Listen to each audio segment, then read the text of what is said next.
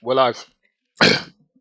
We're live this morning, and this morning is all about Simic. Is there a Simic control deck? Question. I don't know. I have no clue. It's just what I want to. It's where I'm at with the meta at the moment, where I'm just experimenting and throwing out some Hail Marys and seeing what sticks.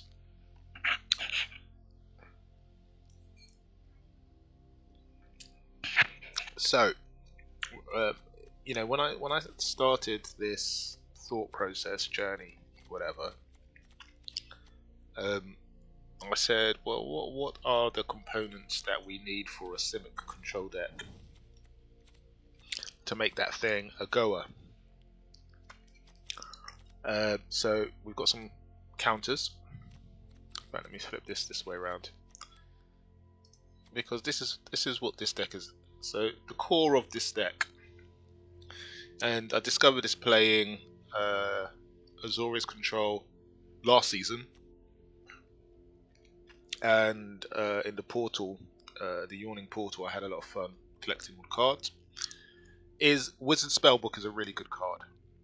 The ability to play yours or your opponent's cards either for one or for its cost is a really powerful effect. It just is.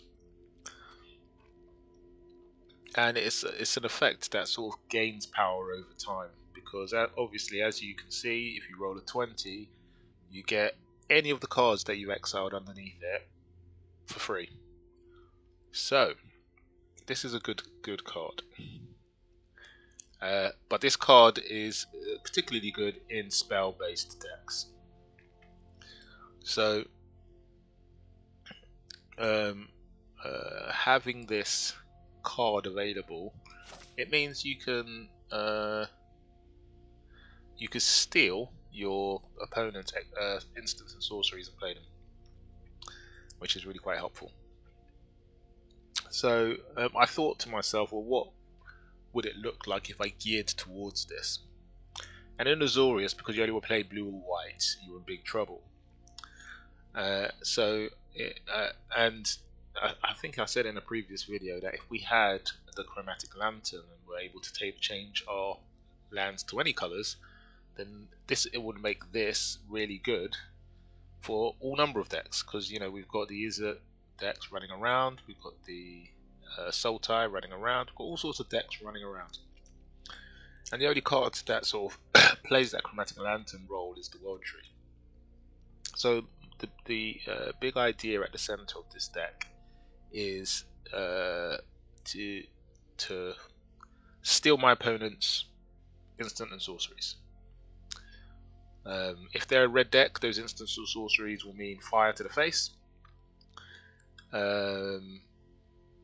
If they're a white deck, you get a good range of tools, because there's some mid-rangey and control-y type decks. In green and in Sultai, you get access to the ultimatum, so you get access to a great many things. So that is the aim here. To sort of steal somebody else's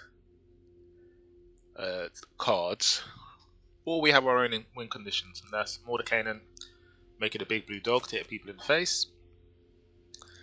We've also got the dungeon, which is going to help us go through the dungeon and do some stuff. So we've got 2 dungeon cards. But when I started building out this deck, I realized a couple of things.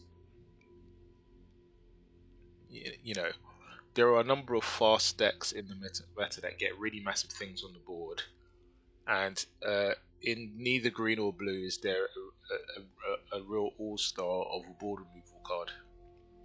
So we've got Thought of the Enemy in here, which is designed to stop some of the damage and give me some time. We've got Inspired Awe, which does the same thing, but also has a bit of a scry effect. And we've got a Brazen Borrower and multiple choice in there to bounce some things to help me get some things, and also multiple choices in here to help me get a creature. So we've got a few things, but this is, at the moment, it feels very much like a pile of cards. And I feel like it will only get better through gameplay. So this Saturday morning, we're just going to grind a bit. We're just going to play some games. Probably lose a few, probably win a few, as we figure out, is there a Simic pile which uses Wizard Spellbook at its core, which is a goer here. And also, sort of, what can I do to improve the early game to stop people running me over with creatures? I think that's a skill to learn, especially if I want to do control in the rotation. So, let us flip this around, and we're going to hop into the best of one queue and play some games.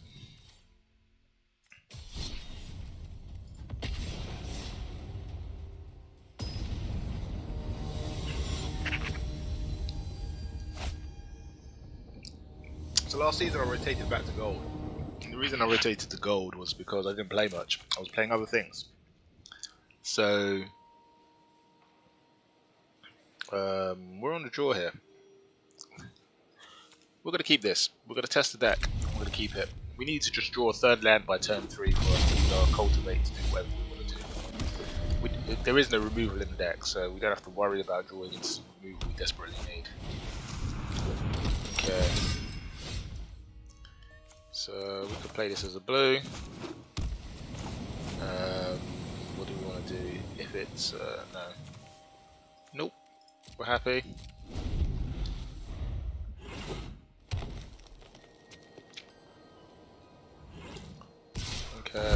Is it a double strike or is it a single strike? Single strike. Oh, he's gonna make you lose some life. Interesting. Oh, it's a dungeon deck. That's cute. That is very cute. We're gonna decline and take 2. So, we're gonna do the cultivate now. We're gonna take a blue and a green. We're gonna put the blue out, hold the green. Okay.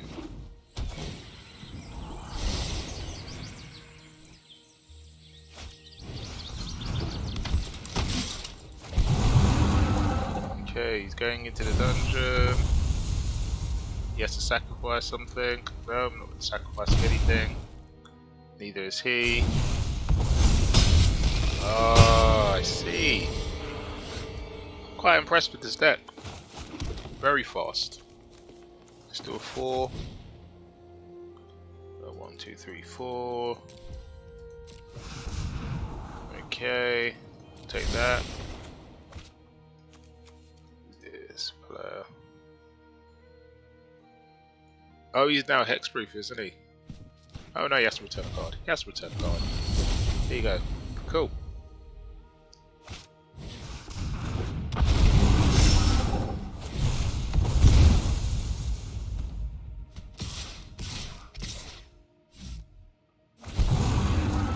Okay.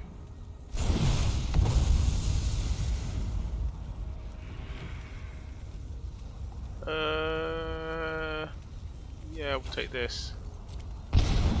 Interesting. I always like finding a deck I've never seen before. There's a part of me that just wants to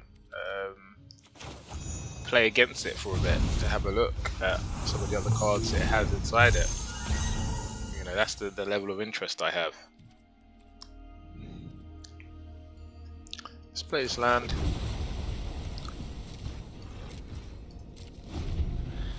Okay. Let us see. This is a very interesting deck. I haven't seen something like this before. But he's leaning very much into dungeons.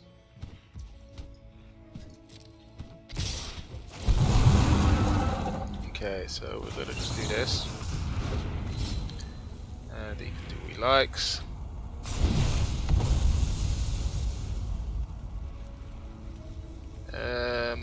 Do I want to sacrifice a land? Yeah, I can afford a land now. You can take the 2.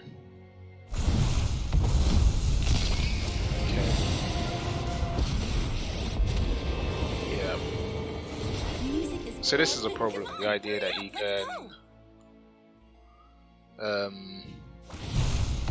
so this is exactly the type of deck where what was actually needed was removal. Merely having those cards on the board had cascading effects. So I need to be able to kill some of these things. Or I need to be able to more aggressively counter some things. I think this is going to be a problem with this sort of deck throughout. Not being able to meet an early board. It's a bit frustrating. I just need to think about...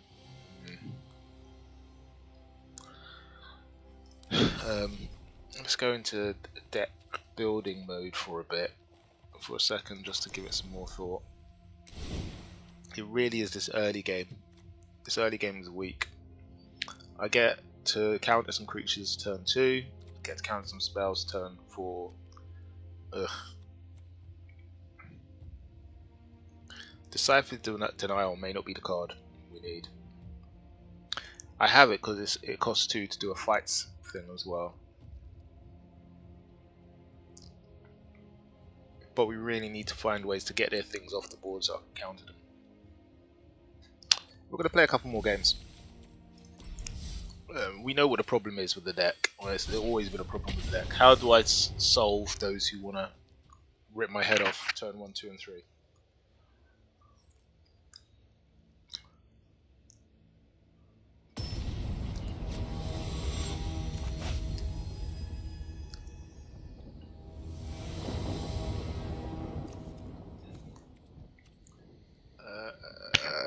We have to mulligan this.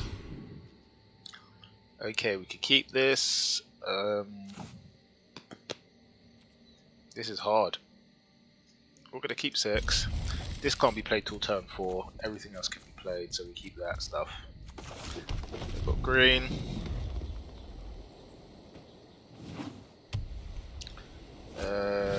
Okay, cycling deck.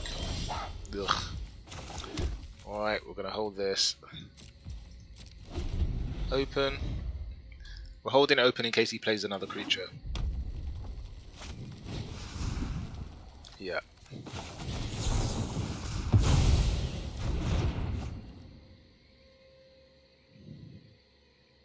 So now we need to not miss a land drop. If we miss a land drop, we're in.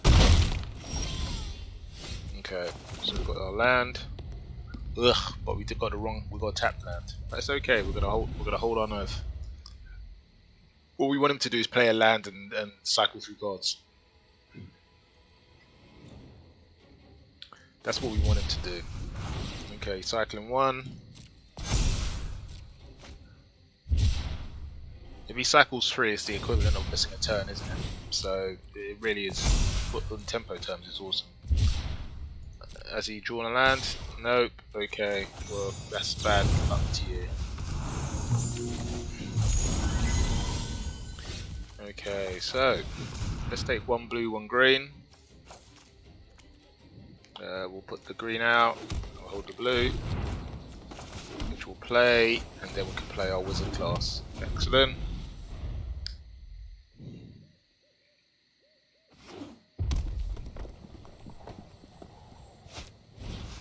Okay.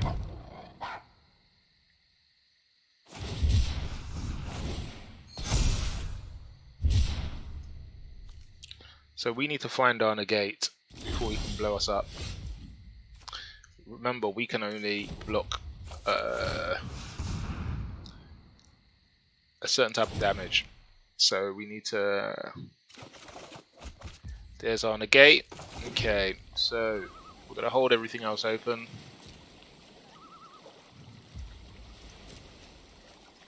He's only got 4 cards in the bin, so we've got some time. I actually think I could have played the dungeon map as well.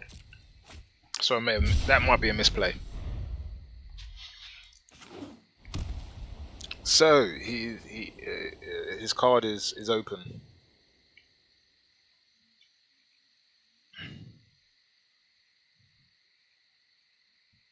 He's taken a long look at my Brazen Borrower. That's nothing to do with your game strategy.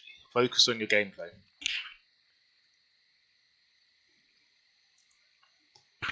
The Brazen Borrower is a non-blocking creature.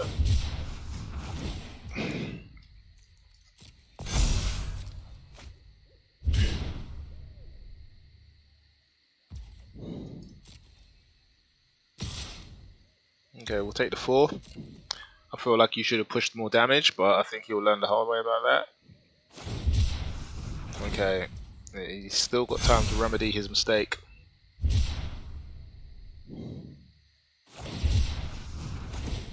Yep.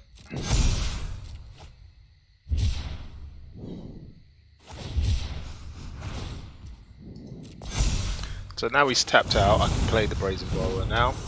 There's no spells coming. He's going to hit me for 7. Okay, so...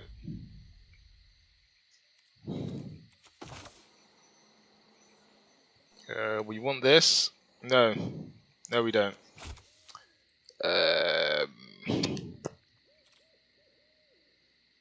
Oh, we don't. So...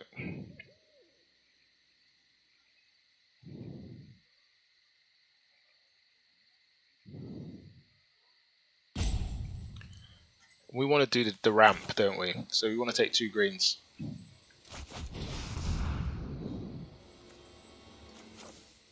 We want to take 2 greens. We want to play a tapped green, play an untapped green. We've got the Inspirador and the Scry. Okay.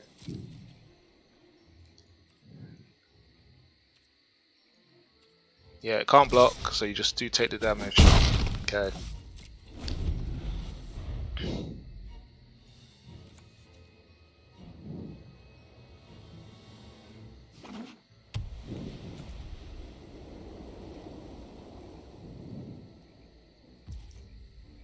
Cool.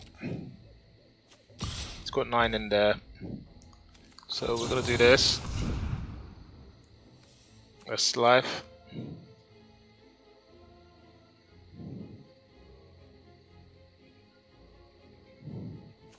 He doesn't have enough in there for lethal, so that's fine. You can do the 9, that's fine.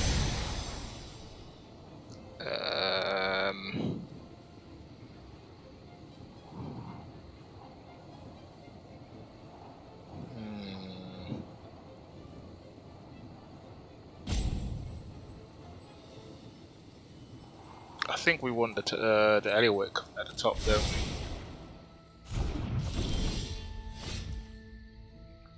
we? If we take the Eliwick at the top, then we still have what we need, don't we? Go ahead, name a song, and I can play it. I just love a good quest. Yeah, we do have what we need, I think. No, we don't, because we don't have a way to block the creature. Yeah, we don't have a way to block the creature. We needed to. Ugh. Okay. No, we need to think about this deck in terms of the early game strategy. We just do.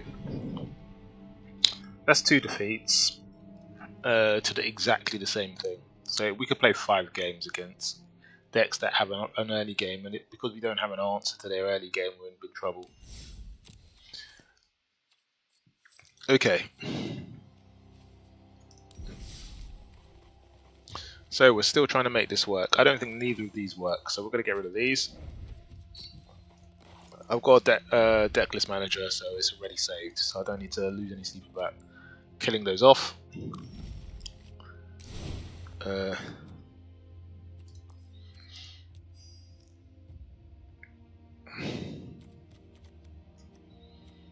Okay.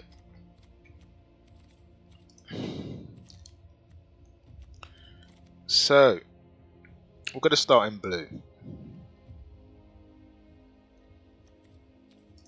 We want to play Simic control, but we need a way to manage that early board.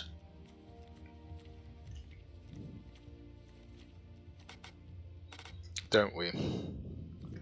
Bind the monster. It means 1 drops, 2 drops, especially growing 1 drops and 2 drops. Can't attack. We take the 1 damage. We take the damage that it has early on. It's not really compatible with the spellbook,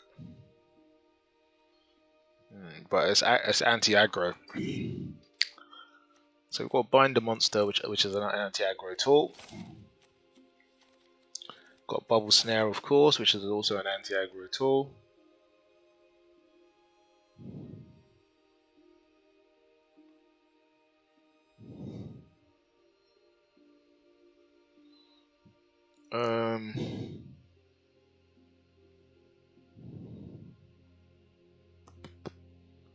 Okay. The Secret Keeper is a 0/4 wall. It's not really sort of conducive to our strategy. These are stall tactics for mill deck. We're not mill deck.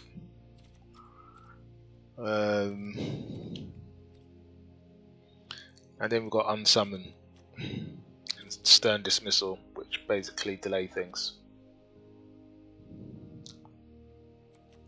I do like Blackstaff. I do like Blackstaff. We're going to put Blackstaff in because it's an artifact.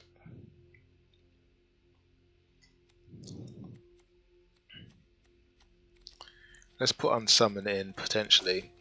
These cards aren't staying. These are just cards on my mind as ways to control the early game.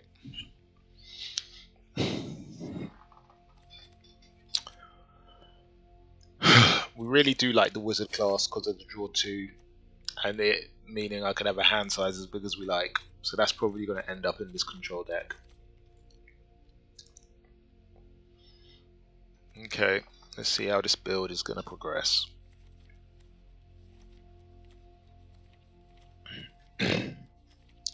Now the whole point behind so we're going to hold that thought for a second. Are there any other artifacts which we think might be key to this deck? Just asking for a reason.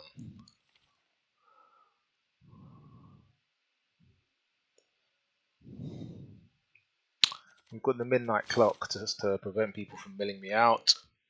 We've got the Wizard Spellbook, which we want to put in.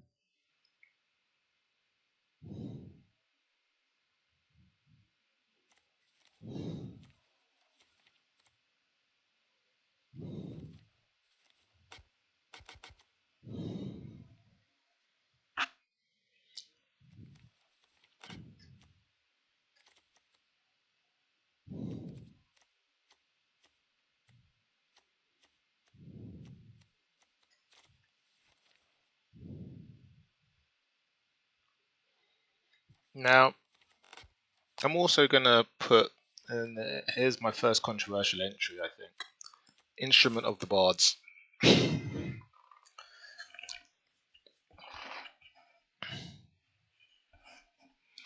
Now again, I think this is an underrated card, but for control decks, for a Simic control deck, I think is very important. Just taking a sip of my coffee there. So, the reason why I think this is important is if in this deck we were to have a creature, if we have a creature, this is a tutor for that creature. It means that I can just pull out the creature I want, put it into my hand whenever I need to, which is a very powerful thing. And if that creature which I pull out is legendary, I also get a treasure as well. So I kind of like that a lot. Of course, you know, again, our aim was to build a spell-based deck.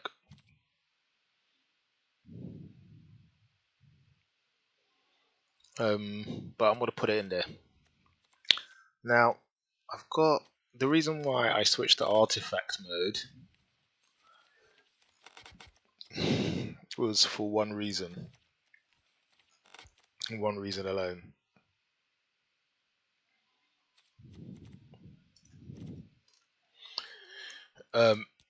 Because I actually think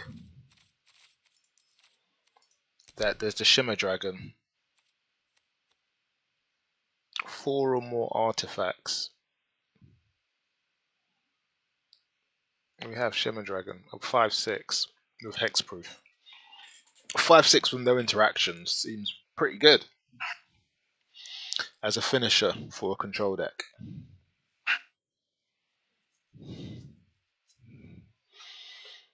That's only 4 or more artifacts. So that's 1 artifact, that's 2 artifacts, that's 3, that's 4.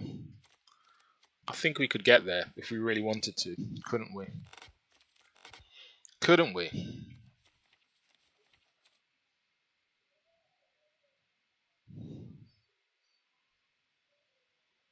So, I'm curious. I'm curious.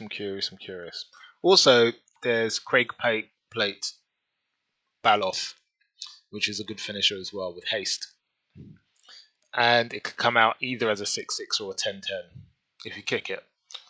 So, again, a really good finisher.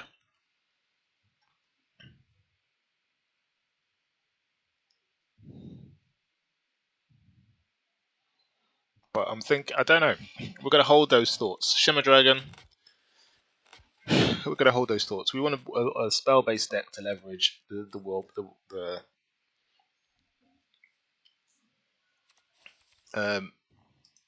one last thought, actually. Artifact.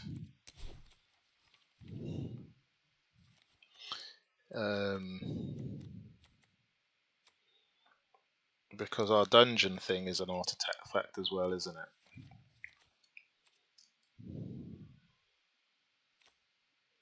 And that is going to be on the board as well. Dungeon map.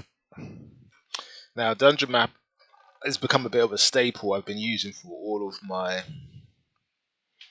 control decks because A, it gives me that 1 mana, and B, when you have spare mana, being able to tap a thing and you enter into the dungeon, it's free. It's free. It feels like free stuff at that point. So we're going to put 2. We're going to put 2 of these in here.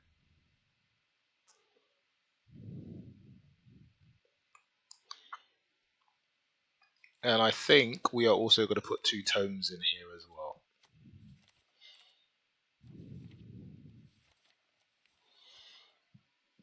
Because I think tome is just too good.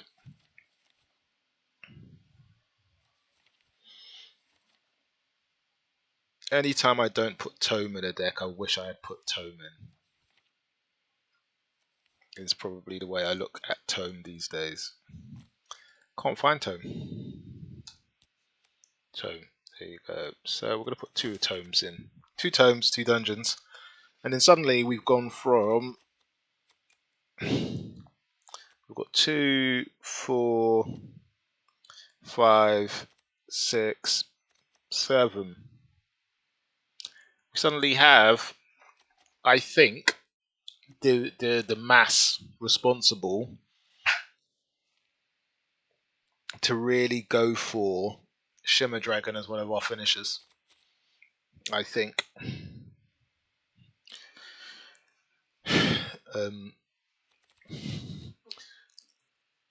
Let us see what we can do. Let's get rid of the artifact type and put the 4 Shimmer Dragons in because I'm a maniac. And if we're going to go with the Shimmer Dragon, we can also go with the plate. Craig Plate as well. Okay.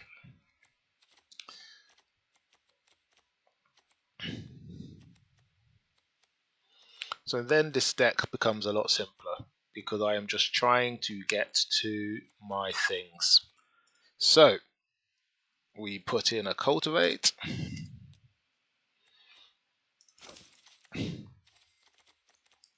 The question is, do you need 8 creatures, or is 8 creatures too many?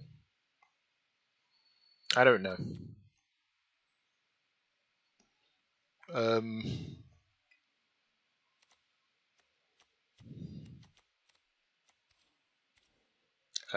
We put in our card draw.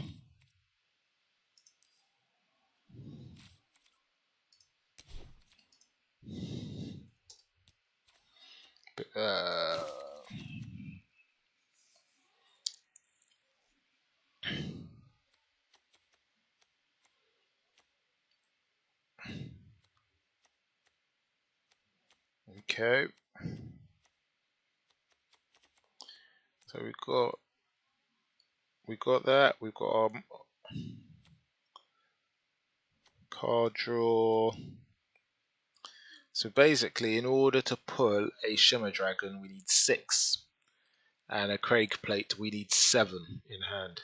Okay. So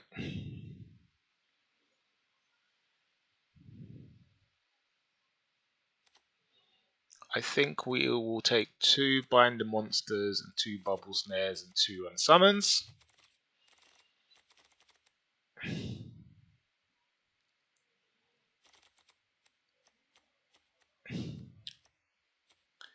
And then we need a Essence Scatter, and we need a Negate. And we have 60.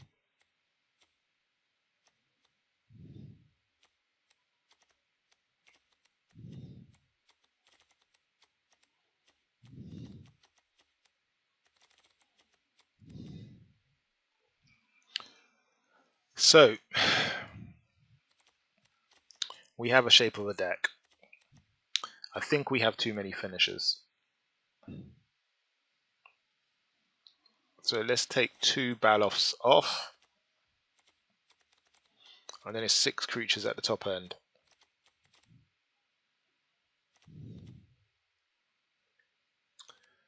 And in addition to the unsummons,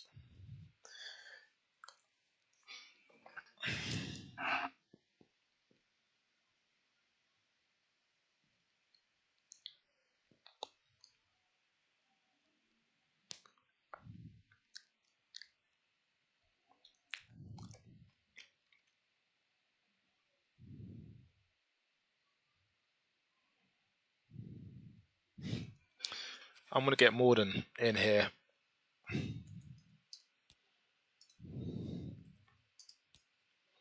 Aren't we? We're going to get Morden Canyon in here. Interaction is hard, and he has impact immediately on the board.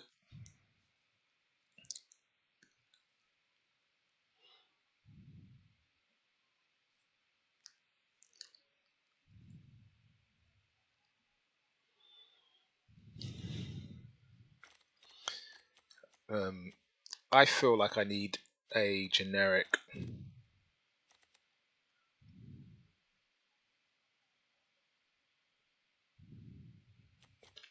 Do you know what? I feel like that counter may actually get back into this deck, which is incredible. Which is absolutely incredible to think, because I had Decisive Denial. That's what this deck now needs. I've got a 5/6 and a 6/6. And I need something that it can compete. Don't I? So if I get one down on the board, I need to be able to make it compete.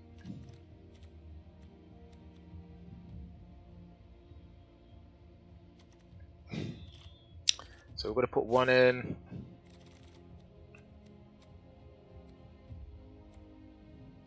We're going to take 1 Behold to the Multiverse out, put a second Decisive Denial in. The reason why I've taken the second Multiverse out is because the Shimmer Dragon, if I tap 2 artifacts, I can get to draw a card, which is good. So I've got the card draw as well. I don't have the Scry, but I have the card draw. So, lands. quite easily we want the castles, and we want both castles. We want one for a bit of scry action, and we need one to boost our mana to play our big creature spells. I think we need the creatures. So let's get a Hall and a Hydra.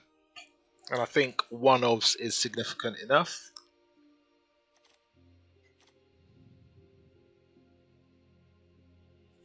Let's get our pathways in.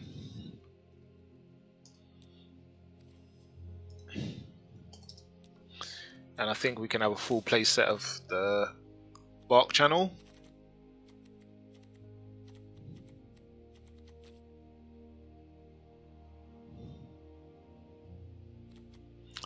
We're going to take our generic dungeon land because, well, why not? And then I think we need Ruin because there's all these creature lands lurking all over the place.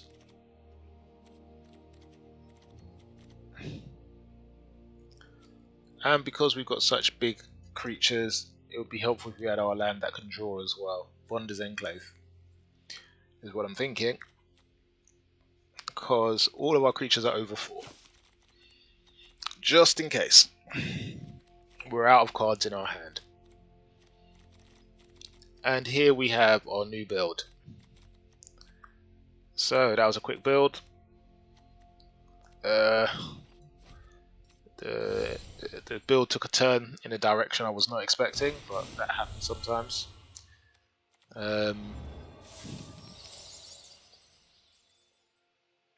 We shall experiment and see where things go, is the intent.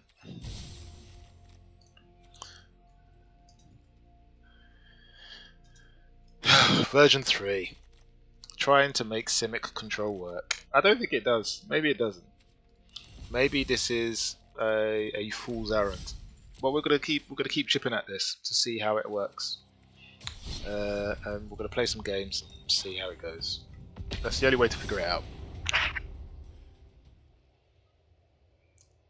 Now I know what everybody's thinking. They're thinking we've only got 4 cards in there for early game aggro, and we do only have 4 cards in there for early game aggro. So it may not be enough. It may not be quick enough. We've got the bubble, so we're keeping this. We've got bubble and an essence scatter, so I think that's good enough.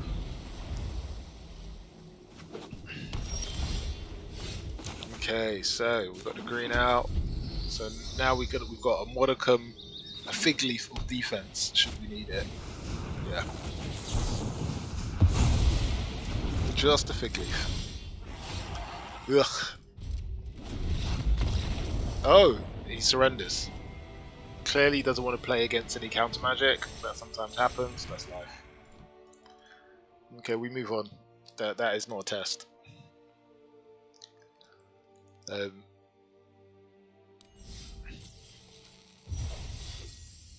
Okay, we move on.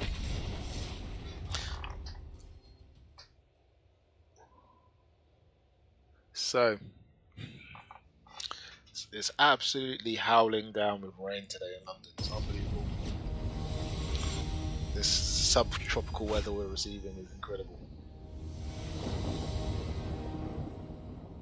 Okay, so we've got a blue, we've got a red, we've got a good collection of lands. We've got to behold the multiverse. Against aggro, we could be in trouble here, but you should be able to keep this sort of hand and trust your deck will land you into what you need. We'll see.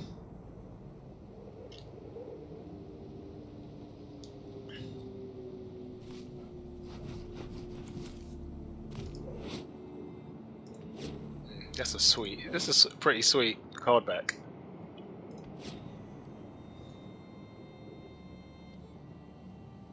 We shall see. So I've really, I think the new cards are really quite good. I kind of like what they do. They do some interesting things.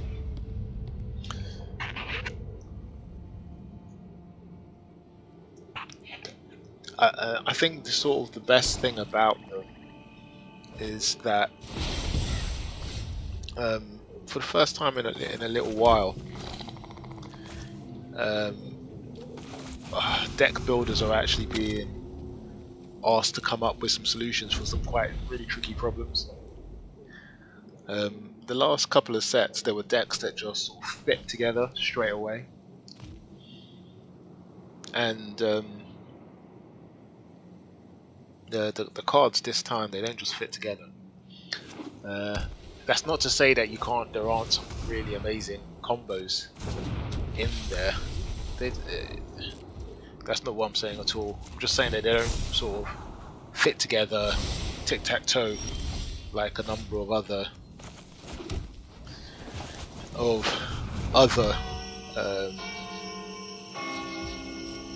decks that exist out there in previous sets. You know, some of these, like, it's always good when you just can't select just all the best cards and then the deck just works.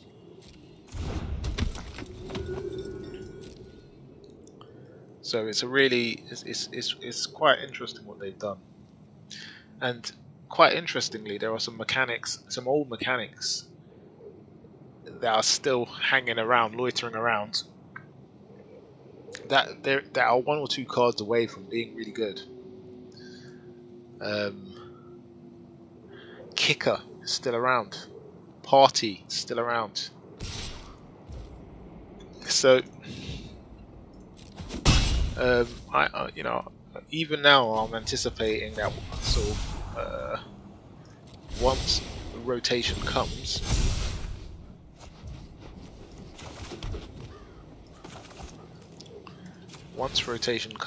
some really interesting interactions might come about, and I think that would be a really healthy thing for the meta. Some of these really healthy interactions.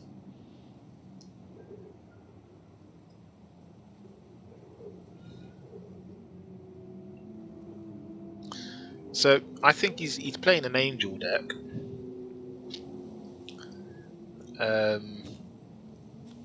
I don't know what Black Angels he might be playing, so Black must be in there for removal.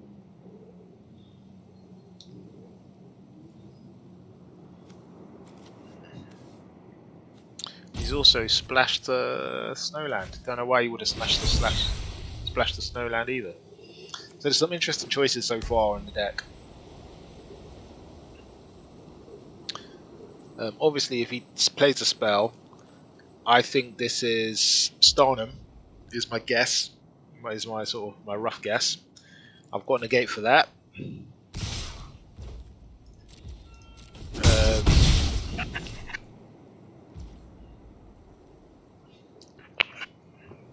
Obviously, he gets the triggers and he gets the benefit. So I'm guessing that's why he's done that. We're going to take one of these. Oh, we're too slow on the draw for the stop.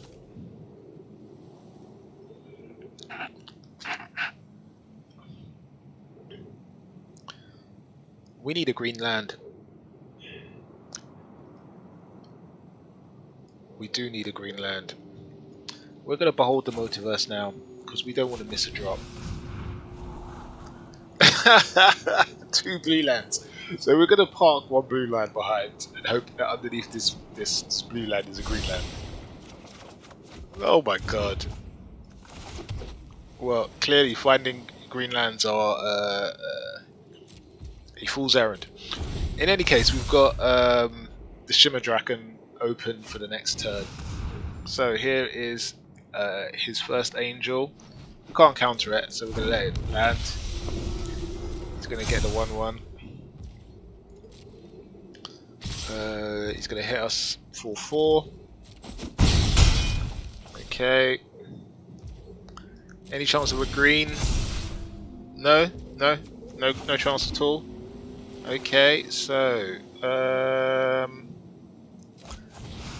we're going to play our Shimmer Dragon, and then we're going to hold on here.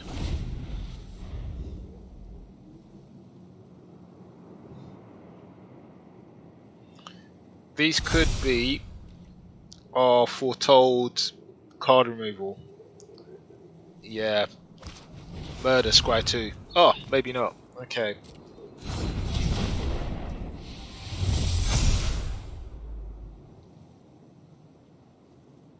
Okay.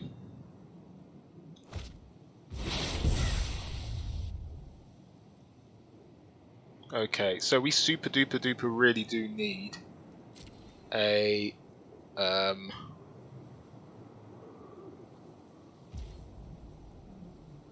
yeah, so we need, without fail, a green. Ugh, that is not what we need. No, I'm gonna have to shuffle that away. We need a green. Well, that sucks completely.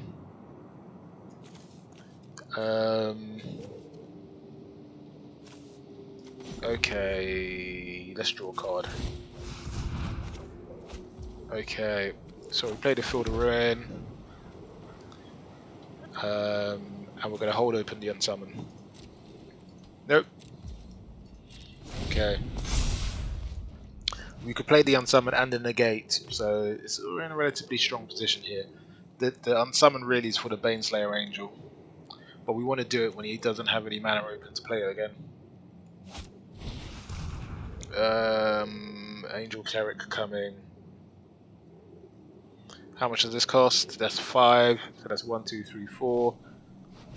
Does he have a land? He might do, he might not do. Okay, let's just get rid of it, because that's how we roll. So you can have that. Cool.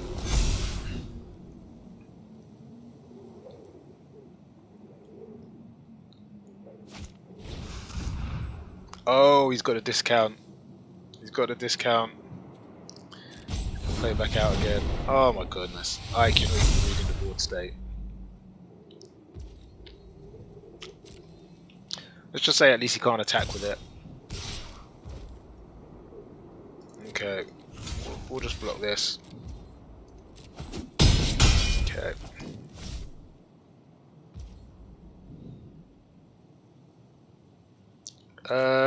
We're just gonna crack it. No, we can't crack it. We can't crack it. Because he doesn't have a land I can crack it on. Ugh. Well, that sucks, doesn't it?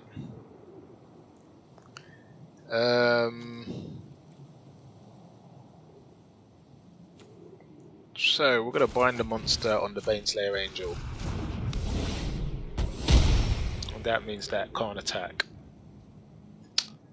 And then we are going to draw a card. Oh my god, still no green. Have I built this deck properly? Have I built this deck properly? Hold up, wait a second. Oh, he did gain more than 4 life. Did he? What angel came? Wait a second.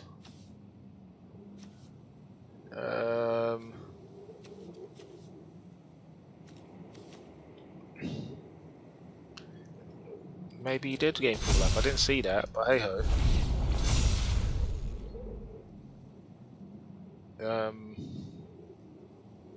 This is GG. I think he could go up around me now. 4, 6, 10. Yeah, it's GG.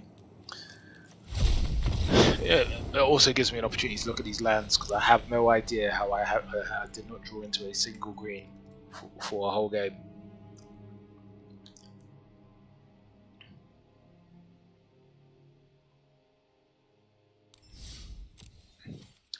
I'm going to have to do some 2 + 2 = 4 quick maths. So, what do we have? We have 3, 7, 8, 9, 9, 10, 11.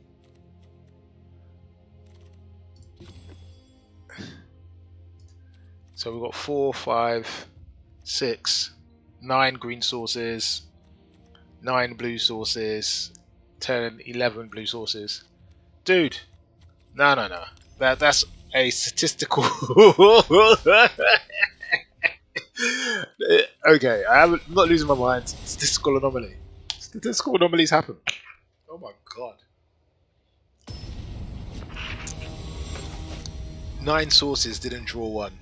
11 sources with blue drew 4 or 5. These are the sorts of things that happen that make you think, am I playing the right game?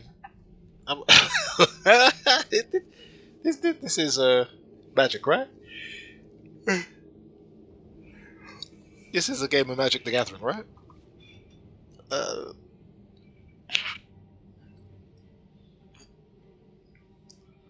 Getting Mana Flood or Mana Screw, that's one thing. Getting all of the other color on a 2-color deck, getting all of the other color is one of those statistical events that make you sort of raise an eyebrow. In an act of defiance, I should have played the green first, just to say I got one. What are you gonna do about it? What? So aggro is here, goblins.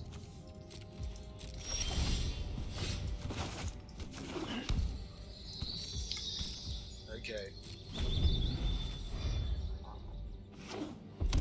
So we have to not care about the 1/1s and really only care about the big creatures with the unsummon, because you only get to use it once. So we can't care about that.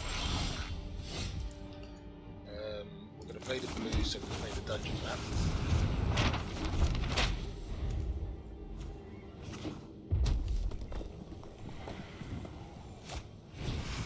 Okay, so there's the big one. Where's a hasty feature? So it's sort of limited in what. We're going to let whatever goes down go down. We don't care. Oh, we do care about that. The reason we care about that is that puts a clock on. So we play the blue. We've got 3, 4, 5, 6. We need one more. So we are going to play the Instrument of the Bard.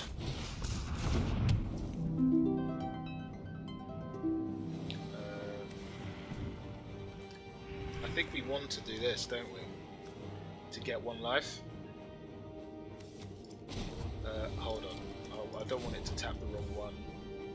Just because it wants to troll me. 2 and 3. So we're going to do this. Get that 1 life. And then we're going to hold open the unsummon.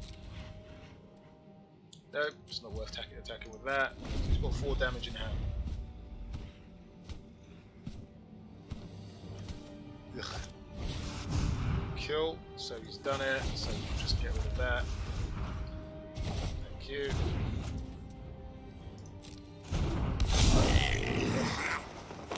Well, isn't that a painful state of affairs? Oh. That's 8. 9 is GG. Oh, Christ. Oh my god.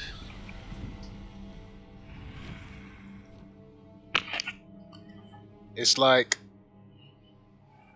basically the only way to play Simic is to contest the board early. And that is just like not what I want to do with a control deck.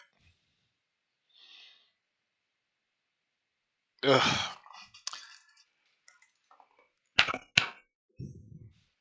I mean, there's no problem with losing games. Losing games happens, so that's not necessarily a bad thing at all. Losing a game, who cares if you lose a game? It's not having a solution to that problem. That's the frustrating thing. How do I stop myself from getting run over at the beginning of the game? Essence Scatter isn't fast enough. And even if I ran Essence Scatter as a 4 of, you know, that removes any space for anything else in the deck.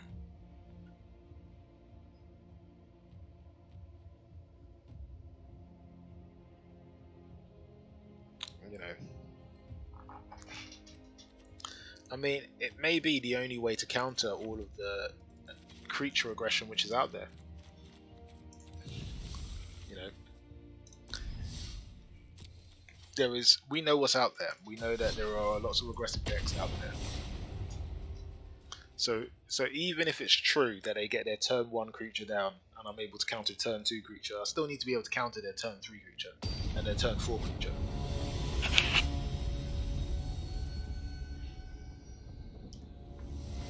And you know, when you're playing against these kinds of decks, what they do actually is they increase the pressure on the card you're going to play. That's what these decks do so successfully.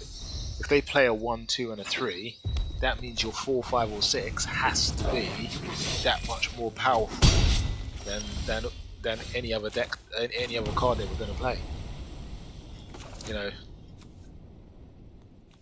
that is the problem. But the problem isn't that they're going to play a 1 and a 2 and a 3 and a 4. The problem is that even when, you know, that's why the control deck, it goes for on turn 4 wipe the board. That's the reason it does that. It needs a reset game state. So even if you're down to 9 or whatever, okay, let's do Scry now. Okay, cool.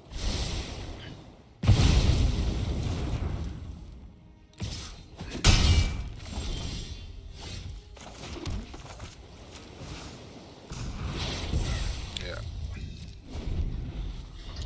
It just puts pressure on that turn 5 play. Your creature has to come in and do an amazing thing.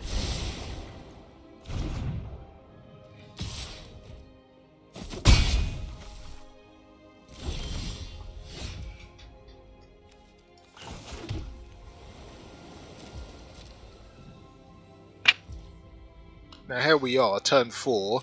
He hasn't played a 1, 2, 3, 4. I actually feel quite confident now going into this game. You know, my turn 6 card doesn't have to do so much. Why? Because the pressure on the board is a 1/1.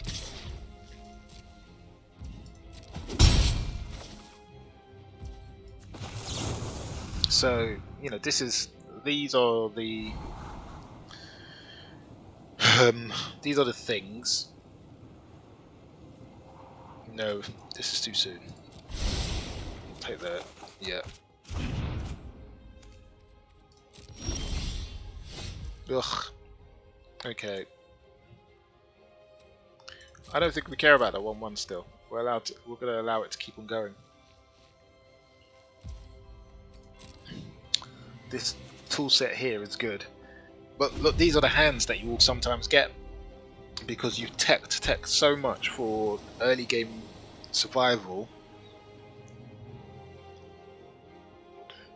You know, it's managing the seesaw of things is half the challenge.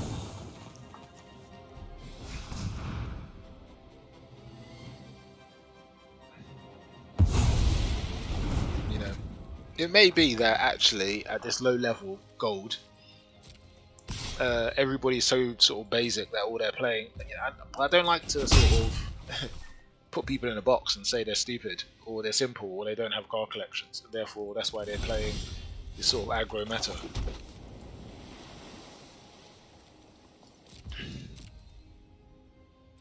But you know, like,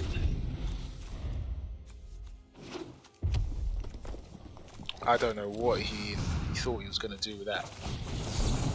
My answer is the answer to the exam question.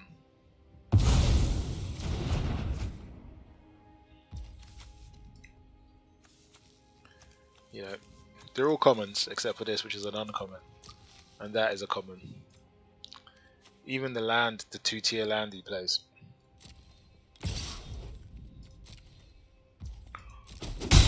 I don't know. Maybe he's experimenting to see what can be done in a cheap deck.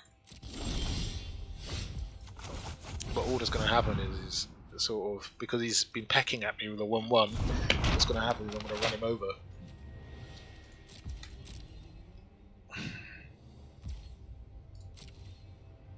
This has got haste, so there's no point in unsummoning it. Okay, so that's more interesting.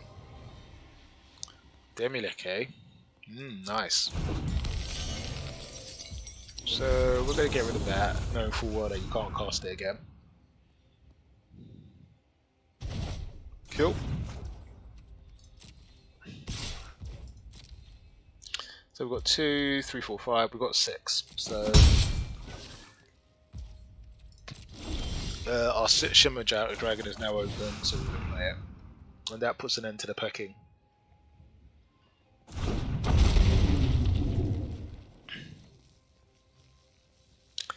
And I doubt in your collection of commons do you have something that does 6 damage. Okay, that's 2. That's 4. Oh my god, yeah, you're going to play out your whole hand. He certainly is. Cool. Can't. Oh, he's going to play that out again as well. Good times. Okay, so dude. Playtime's over. So this doesn't get to attack. Okay. So you can continue to pack with a 1-1.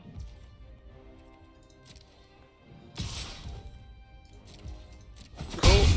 Especially now I've got you on the top deck game. You can do this. And that should stop the he's got a Limith. Okay, so we're going to bounce the limit. Oh, he's got Ward 4. Don't forget the Ward 4. Okay. How can we forget the Ward 4? Okay, so we play the Baloth. We don't need to kick it. He's top decking at the moment, so do we want to? Yeah, I think we need to put a bit of pressure on.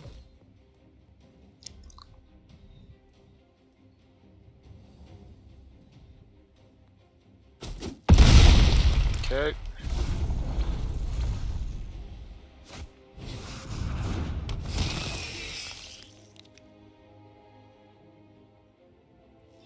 Nice.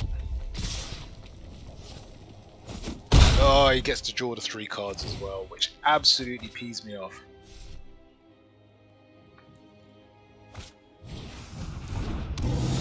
Okay.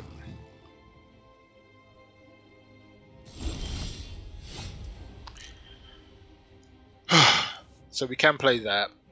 But actually, I think what we want to do is we want to just flip this back to my hand. Yeah, you could go scrying, that's fine.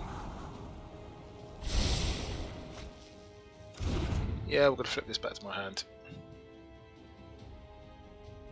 Thank you. And then we're going to play it again.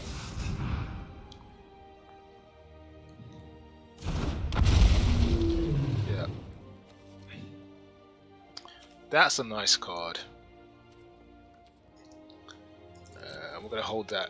We're going to hold these open. We don't want to die because he manages to attack with something that we can't see coming. Ugh. Okay, he gets another Demolic.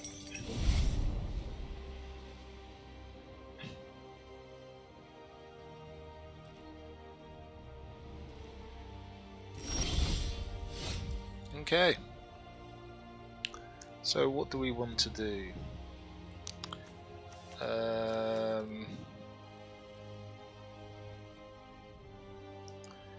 What does he have that he might want to play from his graveyard? See, this is the thing. So, what we want to do here is we're going to do this. And we're going to do this. Balance, topple. I would run if I were you. And we're going to hold that thought. Nope. Okay. We just don't want him to go too far wider than me. I've got Bubble Sneer. And now he can't really attack with a Demolic because the Demolic will just die. He can't attack with a Limrith because that will just die too. So he doesn't have many options here. With magic like that, you're barely worth my time. Nope, he's decided he's going to sacrifice his Demolic.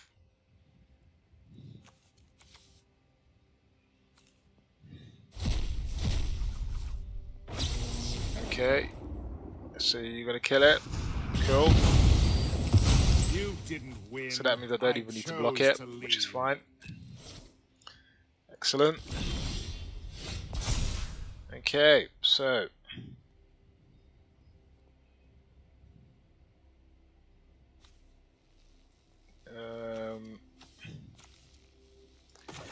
what we're going to do here is we're just going to close this down as well. And we're going to play one of those, and we're going to play one of these, and then we're going to hold.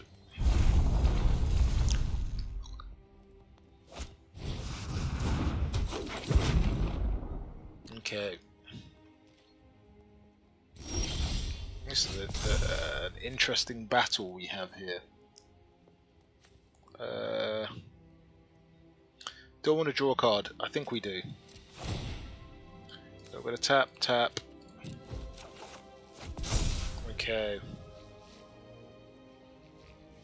We're going to play the castle, and we're going to play our second shimmer. And then we're going to hold this thought.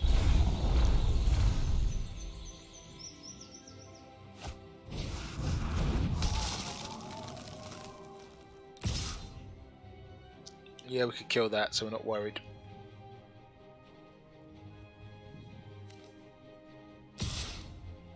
But we're definitely going to kill that.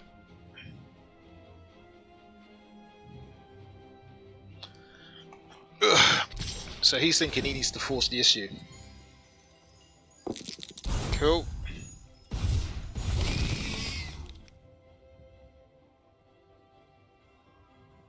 It's fine. You're still going to use the limit.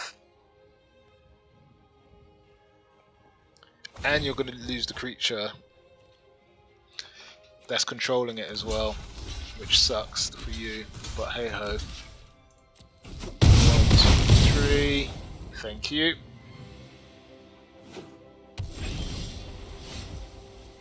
Okay, so let us 1, 2.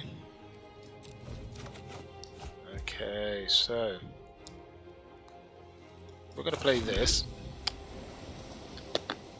We need to put him under a bit of pressure, don't we? So we're going to welcome our dragon to the battle. I think we attack with everything.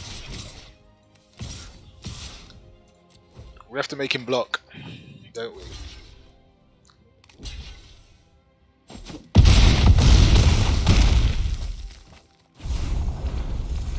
So can he find 1 of damage?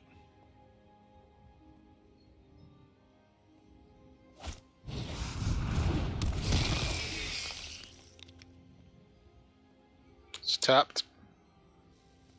That isn't going to save you.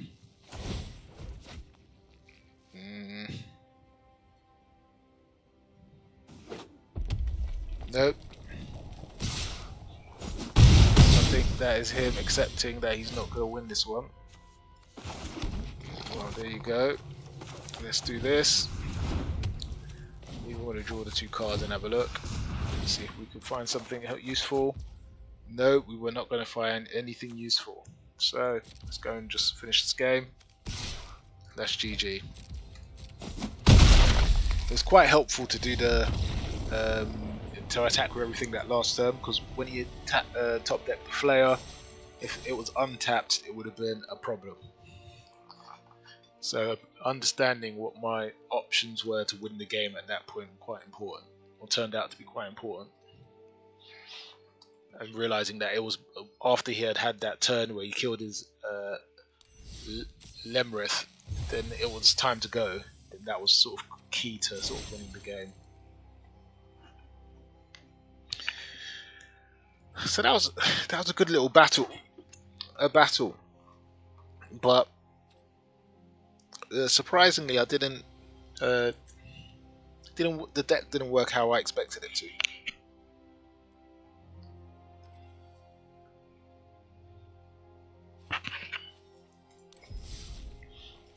This deck is still flawed. It didn't work as expected. I mean, the Binder Monsters worked. The Bubble Snares worked really well. The Unsummon worked really well as well. The dungeon maps got out, but were nowhere near getting played. Didn't get to the Wizard Spellbook. Is the Wizard Spellbook a 4 of? Not at 7 cost, it can't be. Are there too many Shimmer Dragons? Question.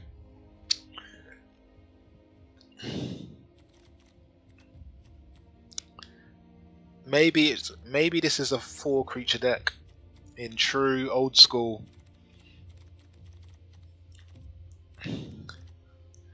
terms. Maybe this is a 4 creature deck. So if we made this a 4 creature deck, what would we add in? Let us ask that question.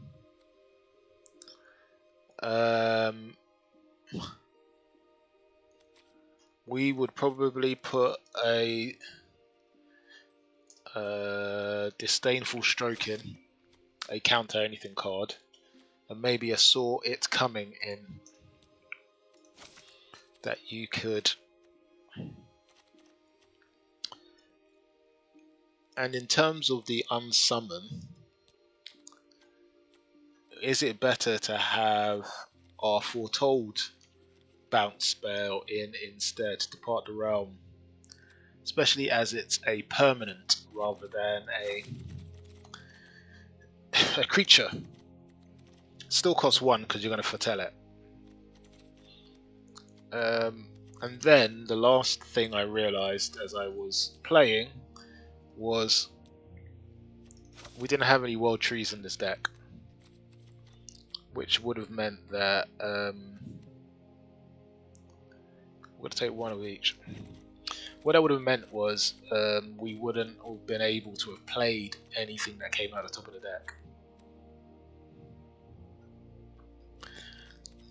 that we stole from a graveyard. So, 2 World Trees, got it in there now.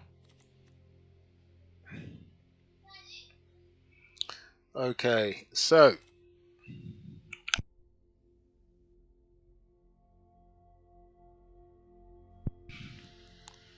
we're ready to go again. Some really slight changes. I haven't really changed the substance of the deck. Let's see if this plays a little bit smoother. Obviously we've got a win under our belt, gives us a little bit of a bounce, but still don't think this deck is working. Still not sure if this deck gets out of gold. Which means it's not a very good deck. So these will work.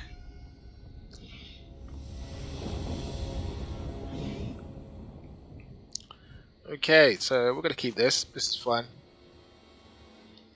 We don't need our creatures yet. We just need to get started on the board. Again, obviously, there remains the risk that you get run over by a creature deck. But, you know, it's a thing we can run. It's a risk we can run.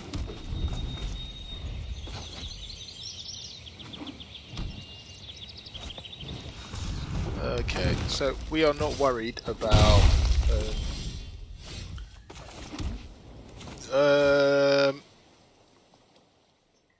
what's more important? Drawing? No, filtering through my deck is more important. Stupid question.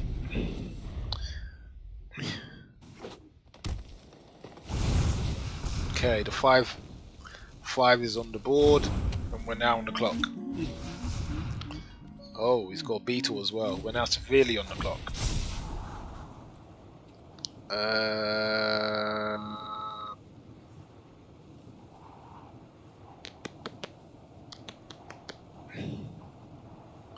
Nope, we have to go looking for other stuff.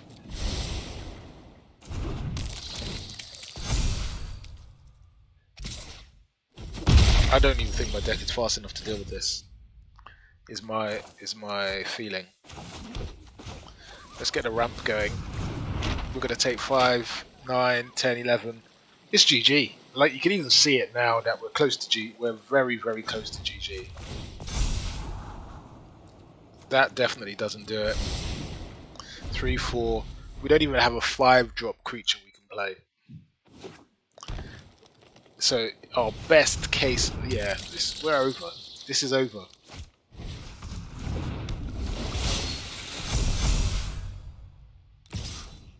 It's actually quite terrifying to think that you couldn't even play a tempo blue deck, because these creature decks just have the advantage. I've got my 6-drop in hand, but I can't get there. And even if I did get there, look how many creatures he's got wide. Really big, fat creatures that are going to smash me in my face. You know, Simic control is just not possible. Not unless I sort of do some sort of tempo build. A tempo type snow type build. Get 1 or 2 creatures on the board and then control the board. I don't know. Would that do it? I mean, maybe in a tempo build. But that's ugh. And when I say tempo build, I'm talking about sort of an old school.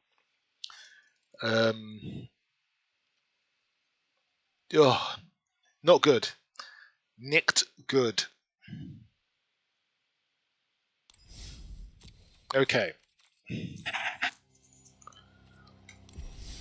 So, let's be honest. I can't even get into the game far enough to even think about a Wizard Spellbook. I'm just getting absolutely dominated by creature strategies that go wide. Absolutely smacked in the face. So we're gonna just get rid of this idea, because this idea is not a good idea. It's just not working. And maybe when I was thinking aloud there about tempo, maybe I am right. That tempo is the way to go. Maybe that is the only kind of deck that will work in this sort of meta, where it's just creatures. And when we say tempo, we're talking about getting things on the board and then protecting those things on the board and getting ahead and not letting them catch up. That is the old school tempo ways. And the card to do that with is this, Ascendant Spirit. You get it down on turn 1 and then you can defend the crap out of it. Can't you?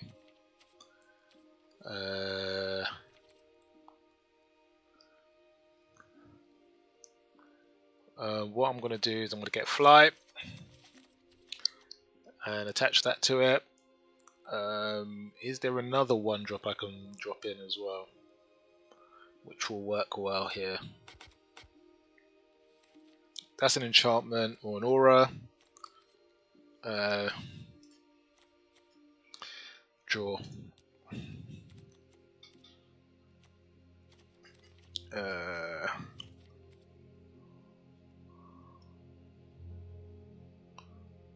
Yeah, let's have a look.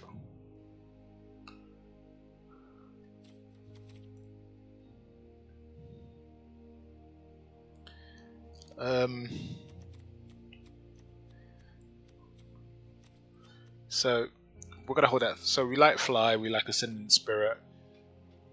Draw. No, what I think I want is I want that the 2-drop. That, yes. So it can't be blocked as long as it's attacking alone. Okay.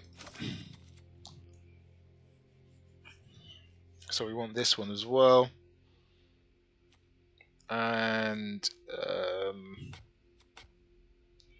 okay.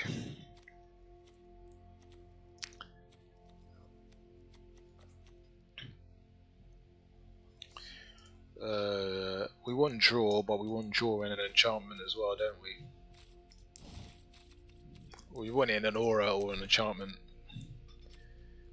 don't we?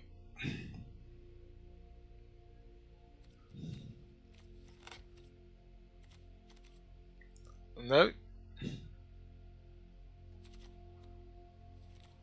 Okay.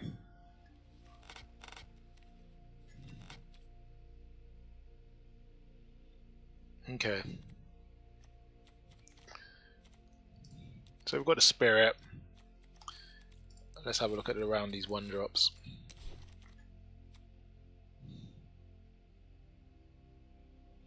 Oh, well, we want to remove the enchantment. Let's have a look at these creatures.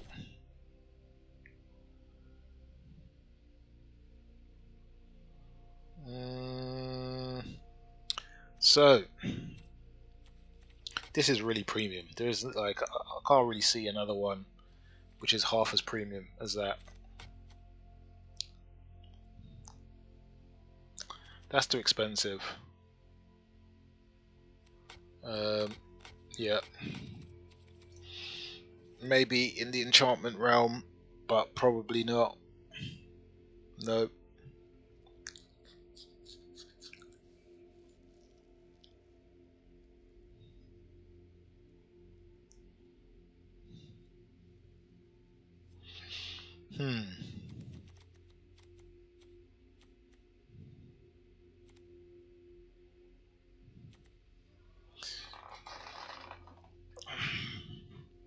Interesting.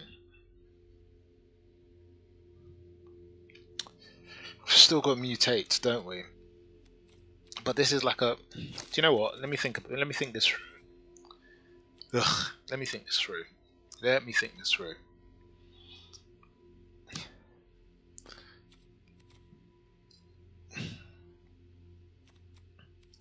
So let's drop this and check the mutate. This is a 2-drop, isn't it?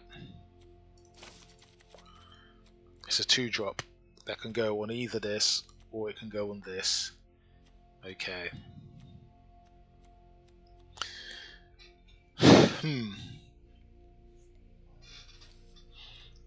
So if we took this to be our creature package,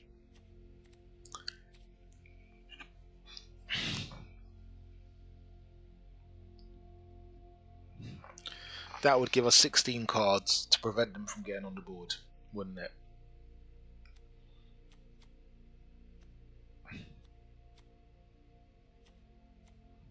It would give us 16 cards to prevent them from getting on the board. Okay. Ugh. Here we go. This is a completely and totally obnoxious deck.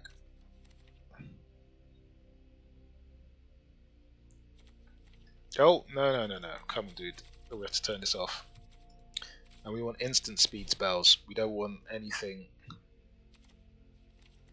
Okay, so.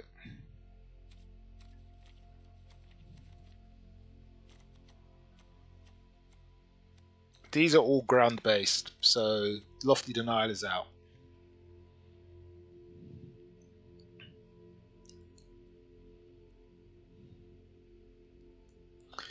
We've got Reject for counter spells.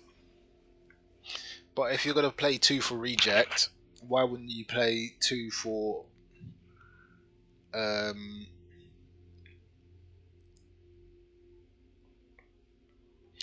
what you would do is you'd have the Unsummon Essence Scatter package. That is exactly what you would have.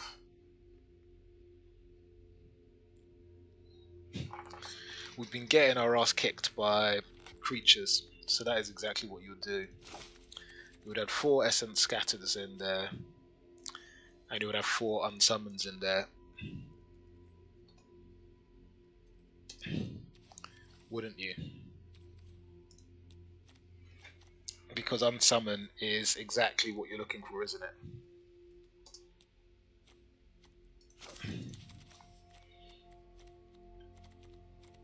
Because that means you could bounce something and kill it the next time around.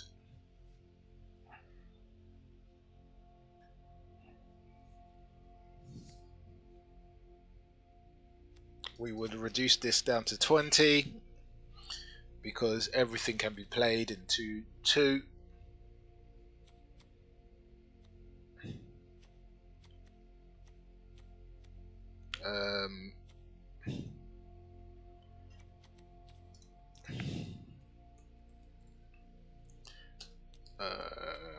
So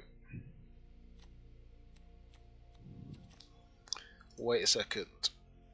Let me have a look at mutate. No, let me look at the counters. Let me not get confused for a second and focus in on what we want to do.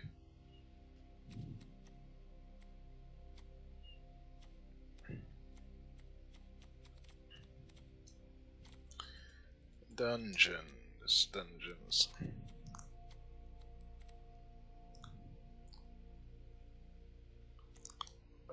Creature or planeswalker, bar the gate, but that costs 3. It's too expensive.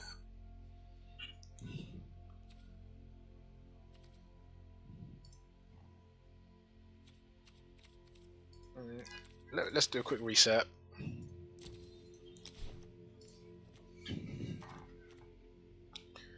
Okay, so I want to play this. We want to counter other things as well, don't we?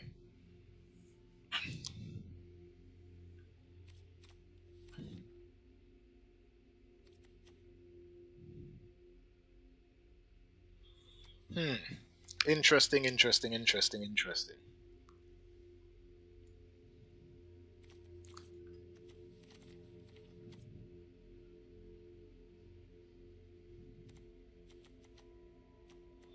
I think we need. Okay, we've got. Okay. Where's that other snow card? This one, Avalanche Caller. I think it is this one, isn't it?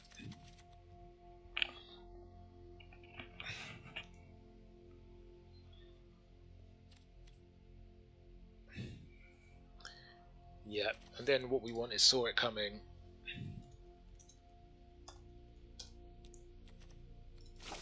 We want Saw It Coming, and we want the other. The part of the realm.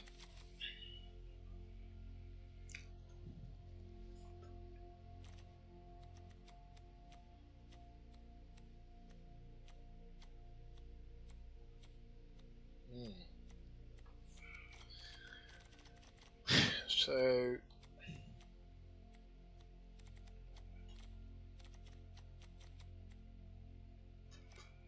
let's have a look at Mutate for a second.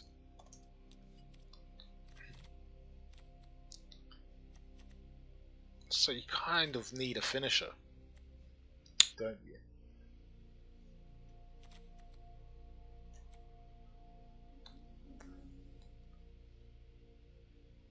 You kind of need a finisher.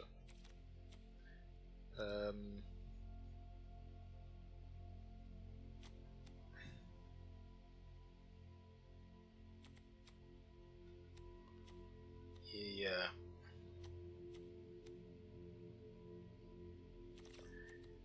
Pouncing Shark on what? Maybe we have less than 4 Saw It Comings? I don't know. This is a very tight list, isn't it?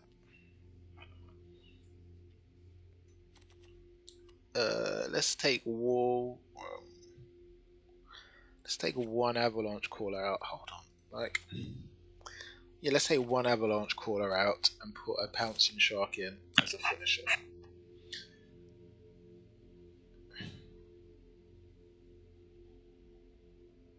Or actually, let's take one Mysterious Egg out. But we really need to hit that 1-drop, don't we? I think I'm right. Ugh.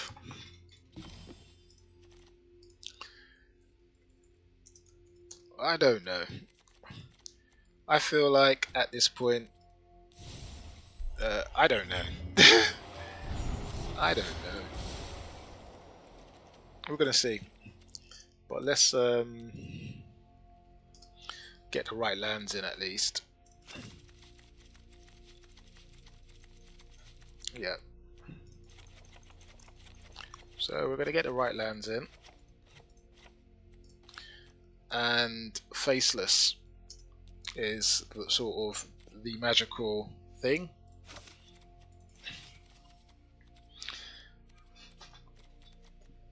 And we'll have a giant hall in there as well. In fact, we can have 2, can't we?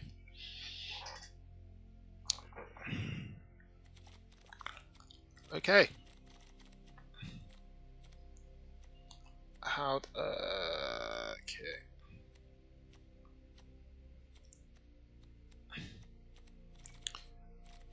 So we got 8 bounce spells, 4 counters, 8 counters, and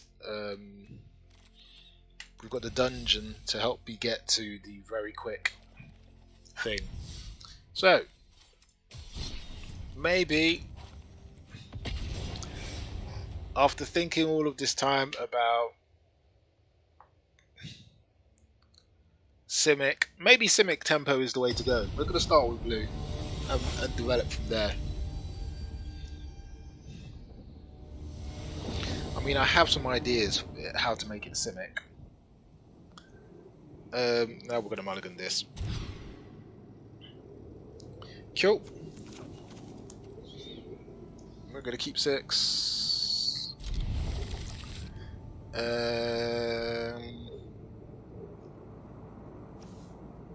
We've got a 1-drop, we've got a 2-drop. I feel like we could get rid of a land here. I really do. Let's see.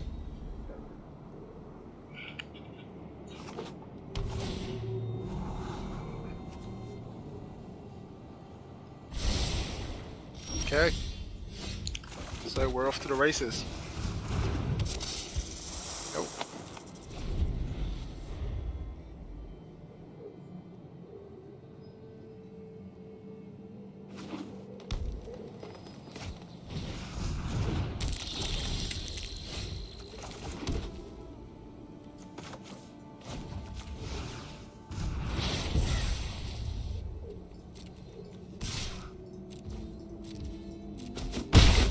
Okay.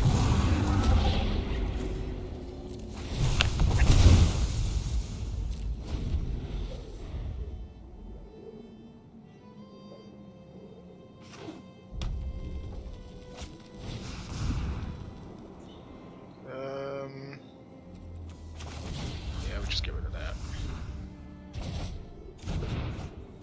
Okay, that.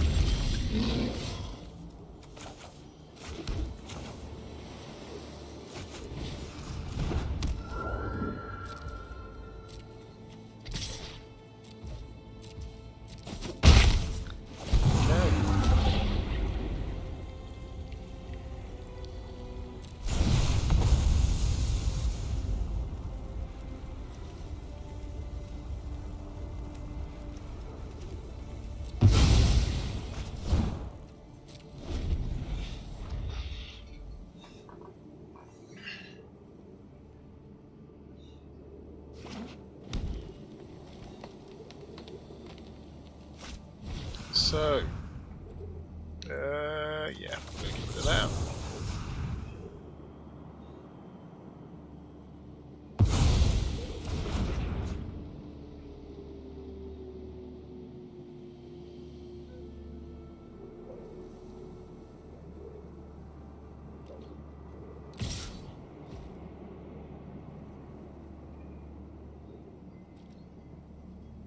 Nope.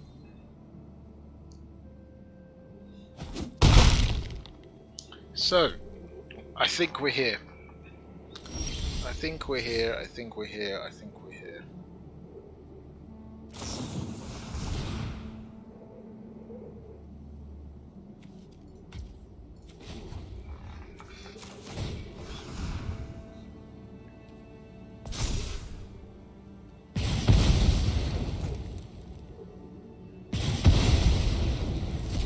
Oh, he's managed to clear my board. That sucks. With a Dreamstake or Manticore, he's managed to clear my board.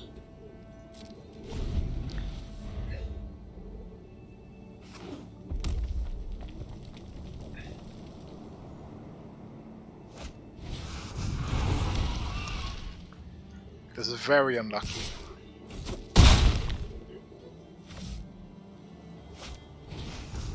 It's always frustrating where somebody draws into exactly the right card. Exactly the right card to wipe my board. But I'm not disheartened. I actually think there's something in the deck. It may have actually been the better approach to go slower.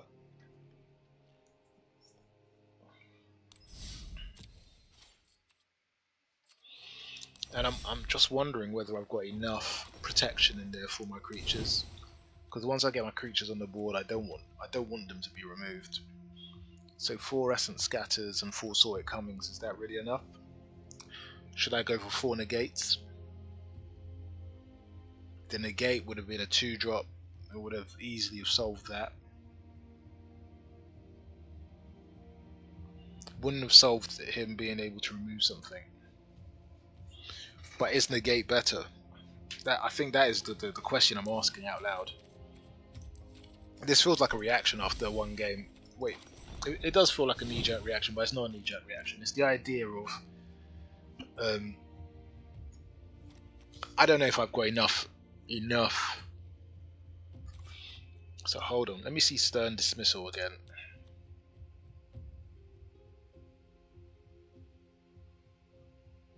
So Stern Dismissal is creature or enchantment. Unsummoner is creature.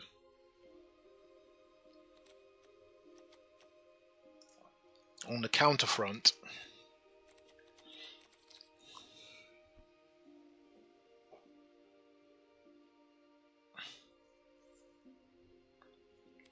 you know, the challenge.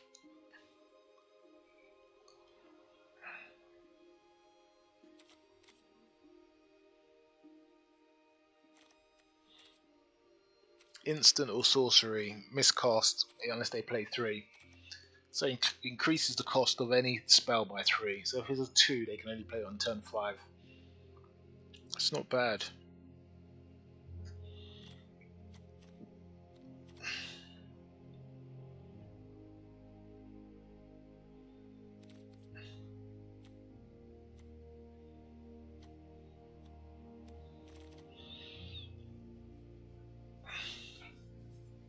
I don't know, is the answer. I don't know. But I feel like Saw It Coming is too expensive in this deck.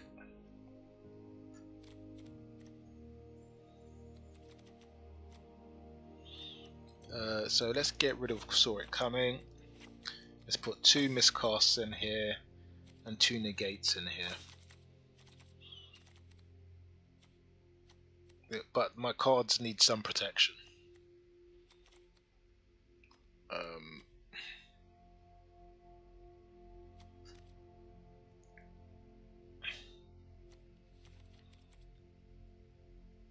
And what else do we want to do?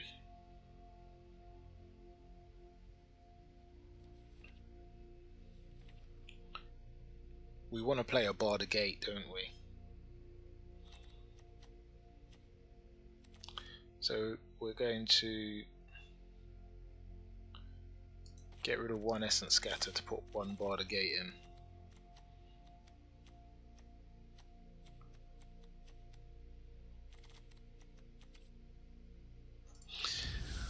Oh, good grief. I feel like I'm agonizing over stuff that is really immaterial. A 1 card in 60, what's the chances? What's the chance of you drawing on it? A 1 in 60. So, 4 in 60 versus 1 in 60 is infinitely better odds, but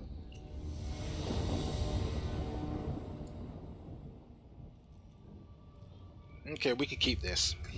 We don't have a 1-drop, but we have 2 unsummons, so we can bounce their 1-drop.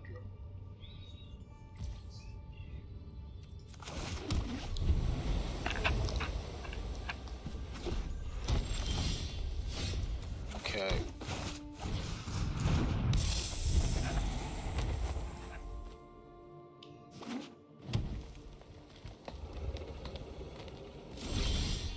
So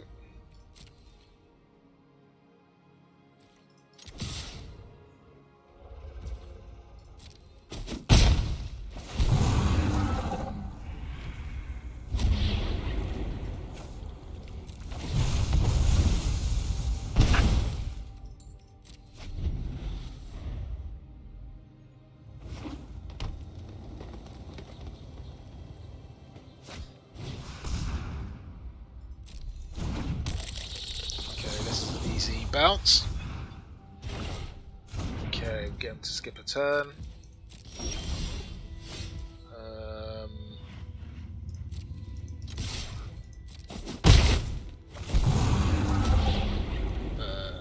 We can do this.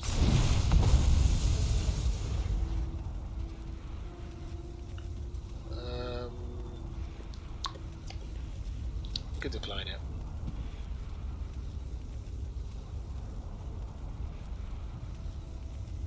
So what I think we want to do is we want to do this because we need a target for that. Although we're a long way away, we need a target for it, don't we?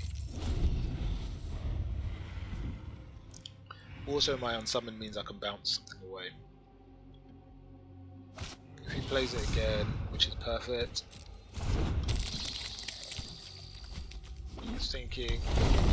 Oh man. Okay. We're gonna bounce this.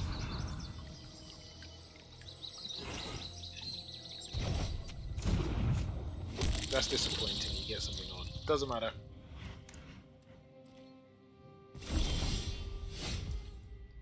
Okay, so.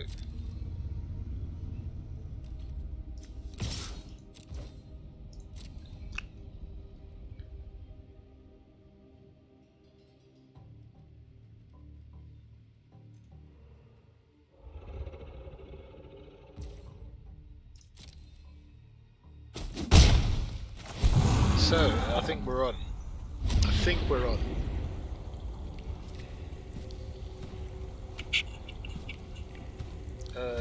Yeah. What are you going to do, sir? No, we can decline. Still ahead. Okay, cool. So what we're hoping you do is you play the Scoot Swarm and think you're going to be able to trigger. Yeah. Cool. He walks right into that.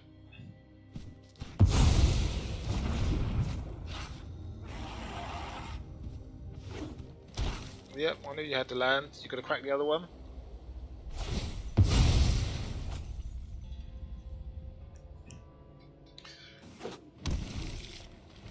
Do you have a creature to play? 2-drop maybe? No, you're cycling. Okay, cool. So,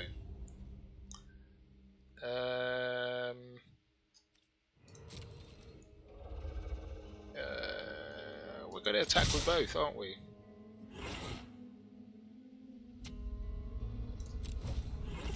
Yeah. So we can do this. Over. Get the 3.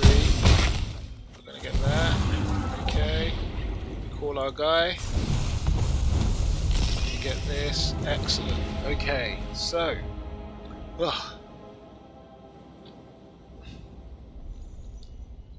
We may have it.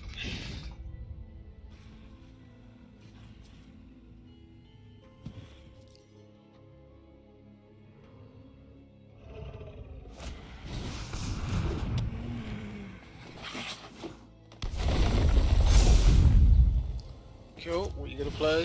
He's going to play Cultivate, okay. So an Unsummon and this is Murder She Wrote. Okay, cool. Just throw that away.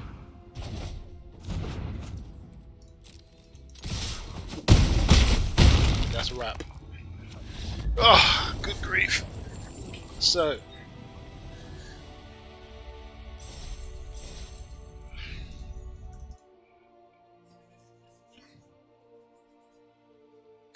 So that's not too bad for a game 1.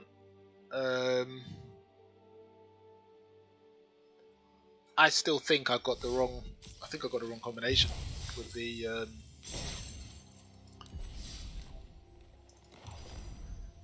It's always good when you figure out that something is actually bar the gate is too expensive.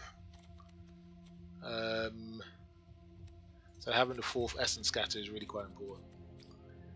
So there's that. The Pouncing Shore Shark. I'm not sure about this. It costs 4. Will I get to 4 in a typical game? So I think the Hall of the Giants comes out. We get 2 snow-covered lands back in. I don't think we get up to 7 lands to be able to play it. The Pouncing Shore Shark is the one I'm still thinking about. And I'm thinking, yeah, we're going to keep this for a bit and play some more with this for a bit.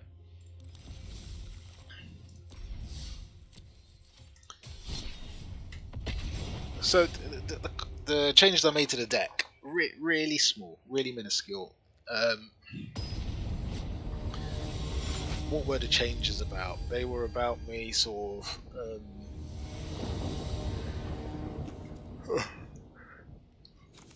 as I play with the deck, I realise things that I really need and things I don't need.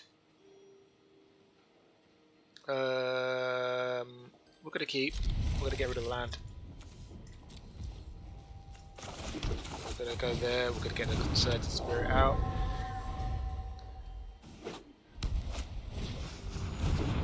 Okay, so we're gonna play that. We're gonna put a token on fly, and we're going straight to the races.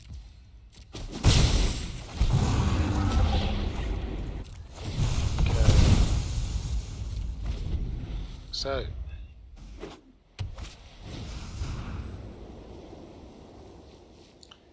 we're going to let it land, and then we're going to bounce it. Skip a turn, dude.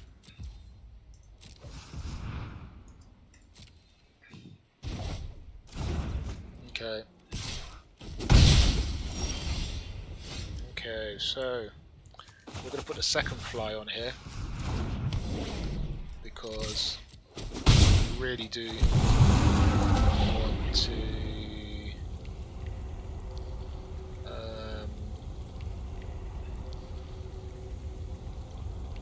yeah, I think we do this.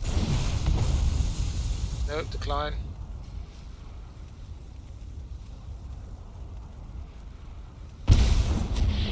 Decline. Yep. Okay. So he's a long way from an angel now.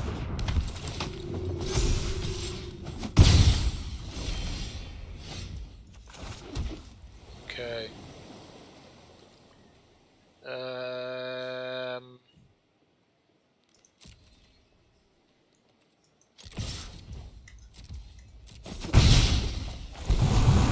Okay, so we do one. Yep. And there you go.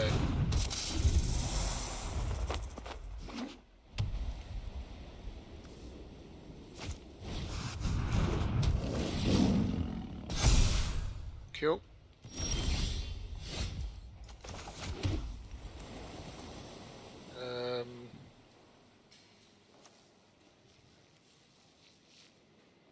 So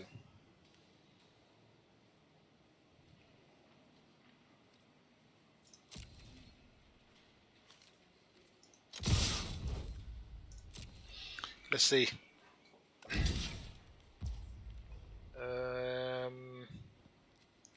Cool.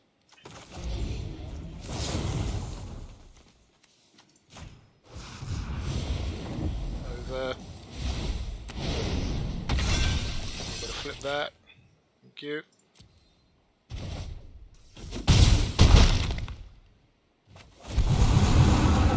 So do one of those.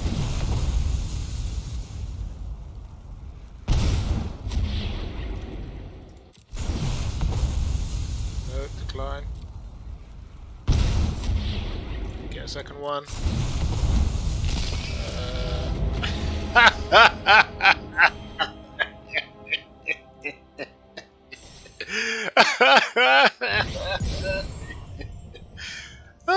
Yeah, double fly. The double fly was obnoxious. Oh my god, it was atrocious, diabolical, absolutely diabolical card draw there. I feel for you, dude. I feel for you. That game felt unfair from the jump, and it was. Ugh, some just diabolical draws right there. When a white rush deck can't play the stuff it wants to play to rush you, you know you're in big trouble.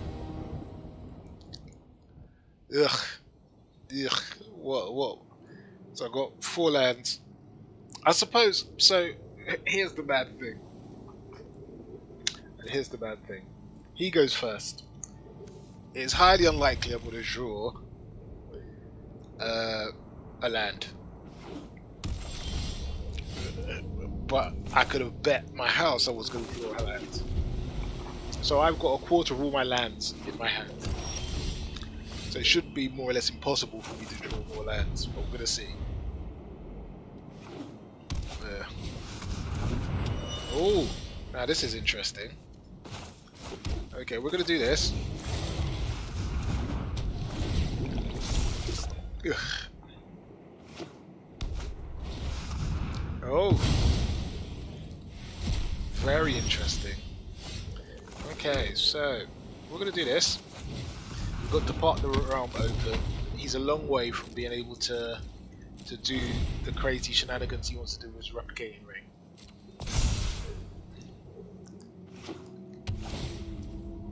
He's scrying. So we could get rid of an instant sorcery, like a kill spell if it comes, and we could bounce it back to my hand and we can remove his creature. So it's all good, all well. At the moment,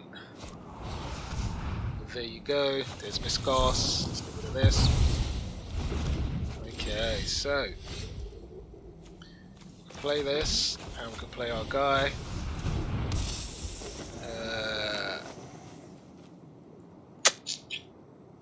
I don't know, I think we need to keep our Depart the Realm open.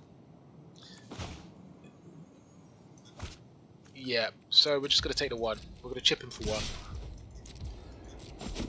I would ordinarily feel like we're behind, but we're not, because he doesn't have any many cards in his hand.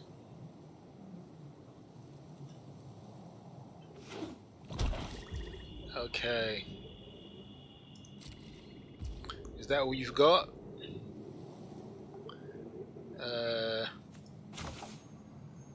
It's my turn. Oh, no. So we're gonna flip this over for my turn. Okay, so we're gonna now play one of these for 2. Yep.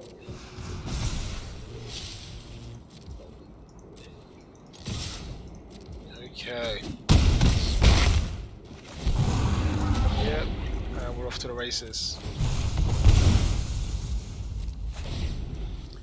Okay, he's not going to get there for whatever he's got planned unless he can play it on his next turn. And it's not a creature, which I'm going to counter.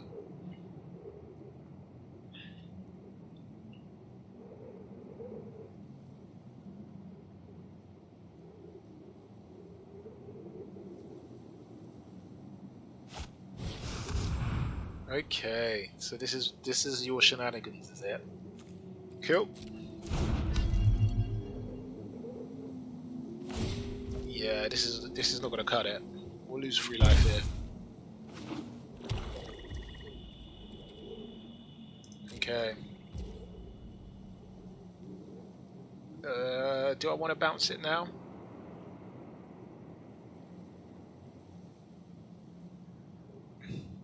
I feel like I want to bounce it next turn, so he has to spend mana to play it.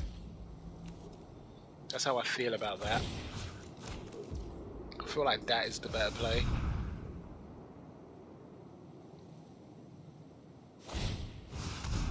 You're untapping the lantern, are you? Well. So let me tap this one. 1, 2. Now, seeing as you're going to be rude about things, yeah, you can have that back. Thank you.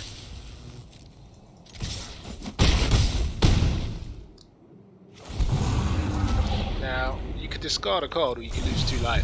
How do you feel about that? I'm going to discard a card. I don't think you've got a creature to play. Okay.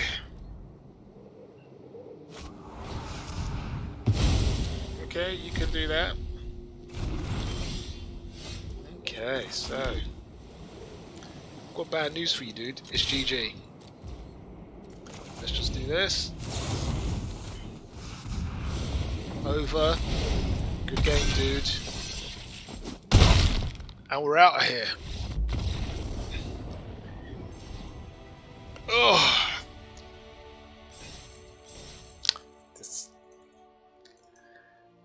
Turns out Shark is useful. Shark has use.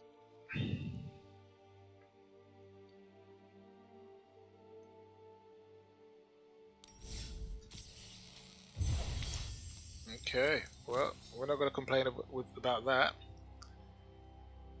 Shark has used Shocker. So, let's hop into the next one.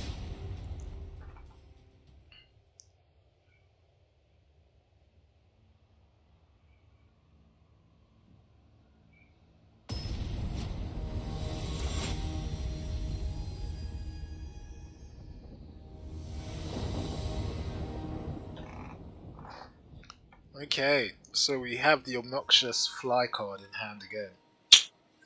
We're going to keep this. We don't have a 1-drop, but it's okay. We don't have a 1-drop play, turn 1 play. But we've got our fly. We've got a Yanti. We're feeling quite good about ourselves.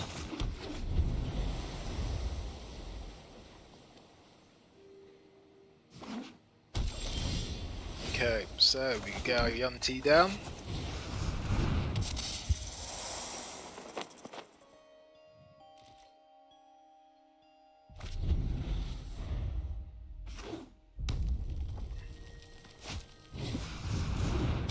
Okay, so we're going to play our fly on our guy like this, and then we're off to the races.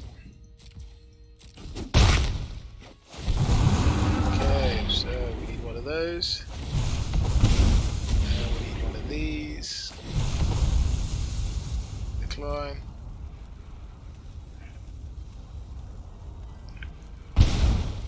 Okay.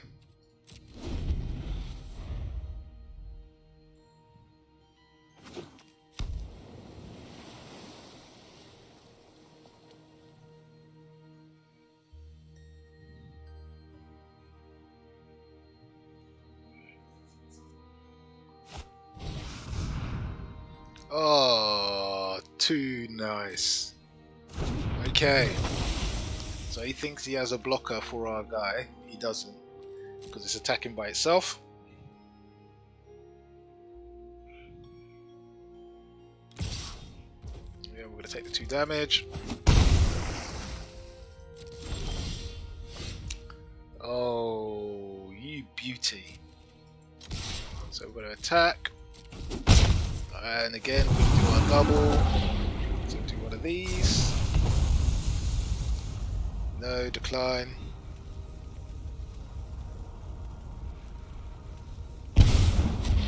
And we've got our guy here. Excellent.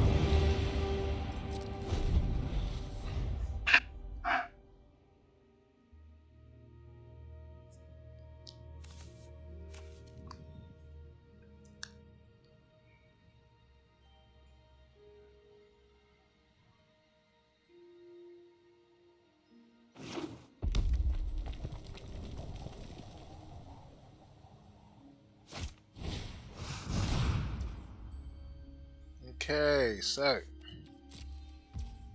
he's going to get 2 goblins. Okay. You're going to attack with your 3/3. Okay, bad news for you for that.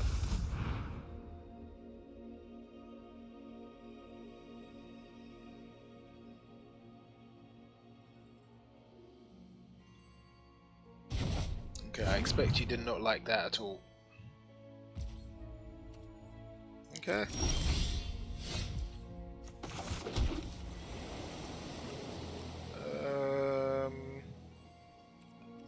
So.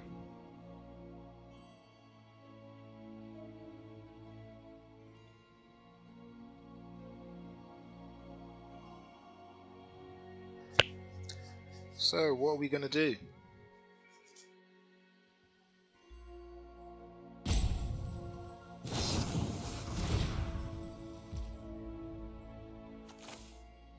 So, what is he playing here? He wants to tap my creature, does he? Do we care? No, I don't think we do. So we're going to let it happen. Yeah, we're going to let that happen. We're going to put another Yanti on. hold on.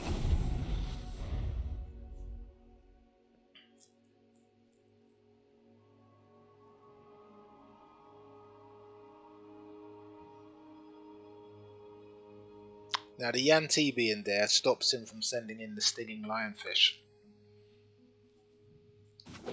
Because that's a trade I would love to take. And if he plays the Amara Mystic, I'm just going to bounce it.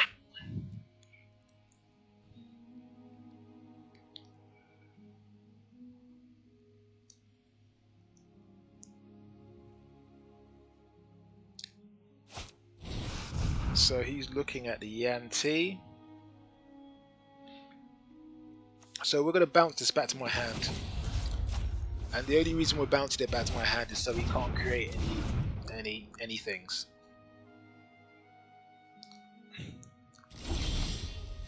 Cool, he has nothing open. So what we're going to do is we're going to do on the play, we're going to do the mutate over.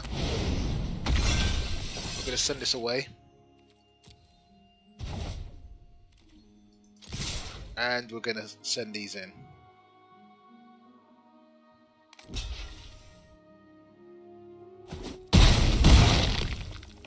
Cool.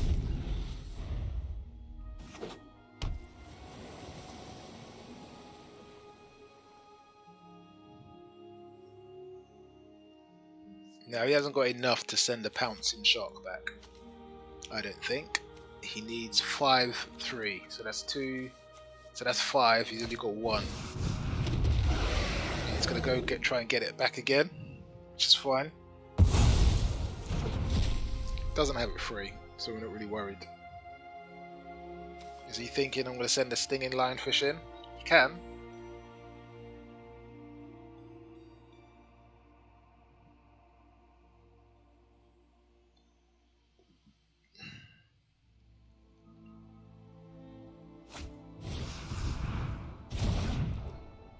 Okay, he sends that back, that's fine. So, we're going to send this in first. Let's look at our draw. We're going to do this. Cool, and now we can send this in, and this in.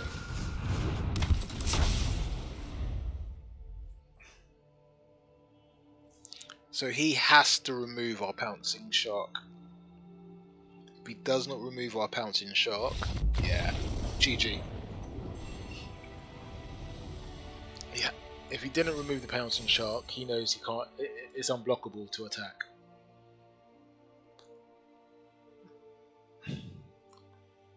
If going alone.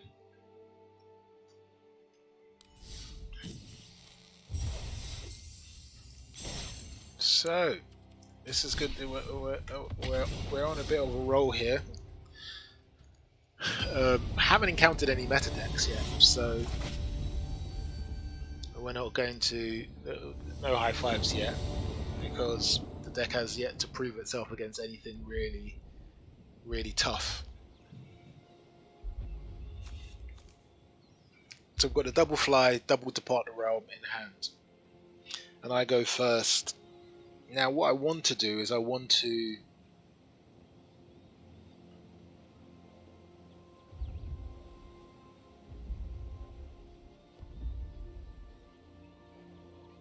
this is a high risk hand to keep. I know the double fly looks really good,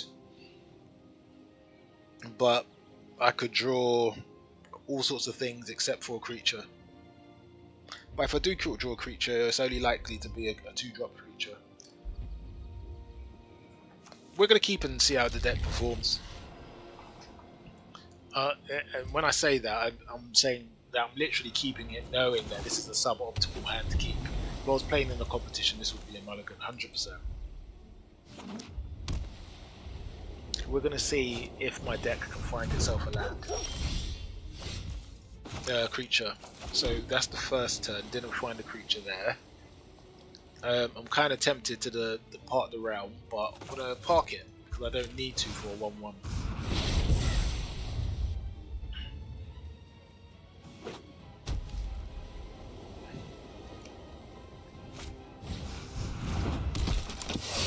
So it being now 1 to remove the Seasoned Hallowblade, that is infinitely better.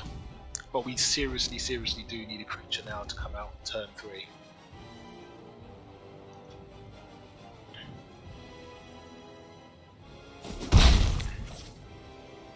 And when I say creature, Yanti is probably best. Ugh. So not quite what we're looking for. But it draws a card.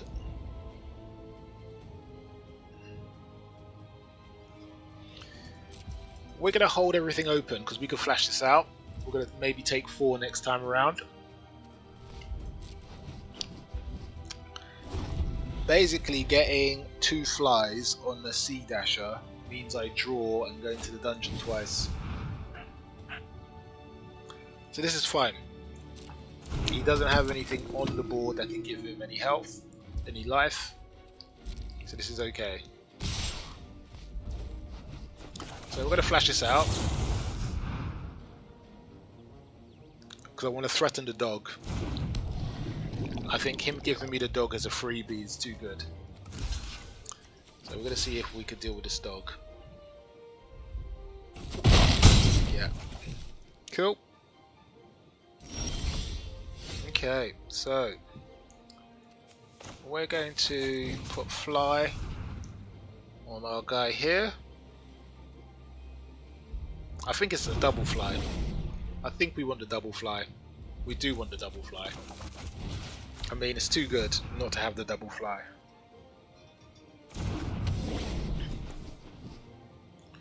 You know, and the idea of getting a card and two goes into the dungeon is too good. Yeah. It's just too good. So, dungeon number 1.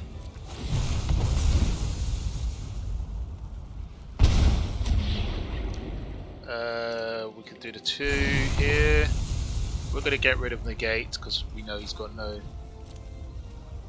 Well, I'm not going to be able to defend my Sea Dasher.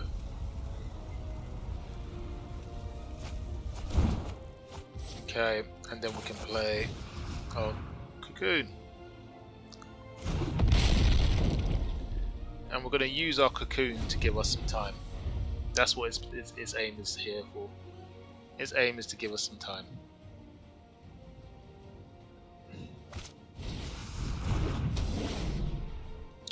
That sucks.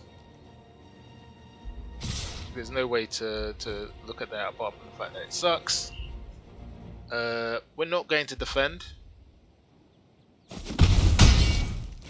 because we're hopeful that yes, we drew into a blue. Because by drawing into a blue, I can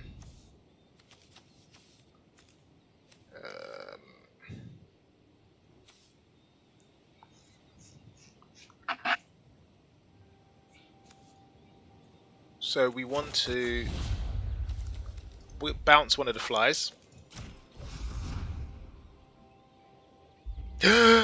Oh, misplay.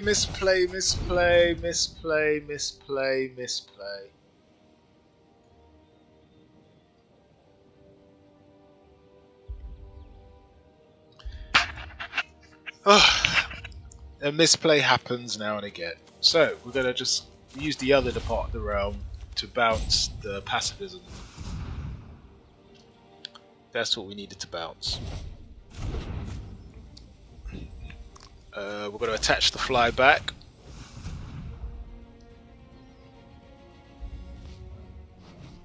Oh, Ike.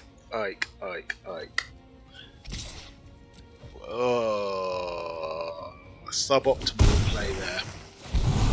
Well, we're going to see what we can do to remedy things. So, we're not going to sacrifice. Are we going to sacrifice creature?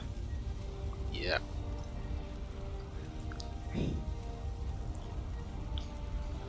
Oh, crumbs. Let's get our legendary token. Draw a card. Ugh. Well, that's how you make a mess of things. Now we're hoping he's going to use the pacifism on our Atropal. Yep. Good.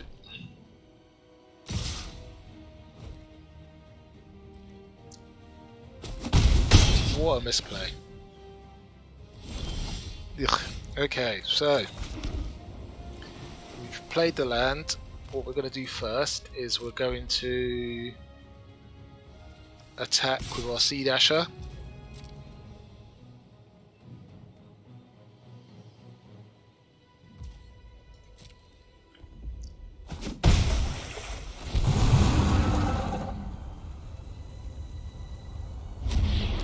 So we're going to do that.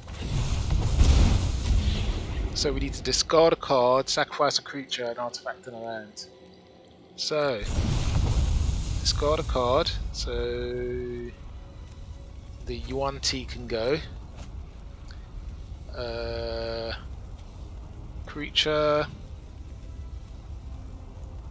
land, and okay.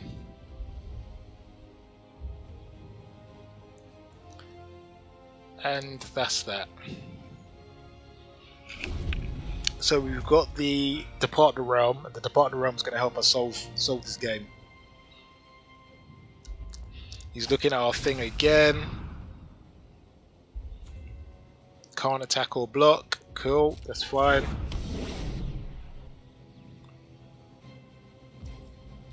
Okay.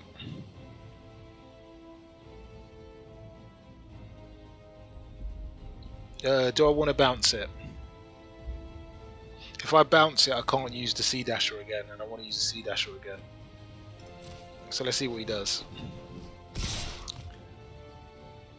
Oh, he's withdrawn it. Excellent. So we're going to take the 3. Okay, I want to use this turn's mana to get my Sea Dasher working again. So pacifism can go.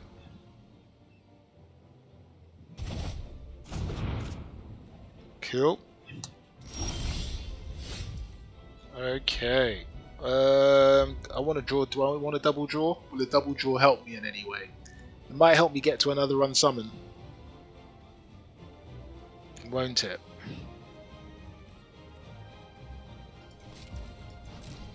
It might help me get to another unsummon. You have to trust your deck, dude. You have to trust your deck. These are the rules of life.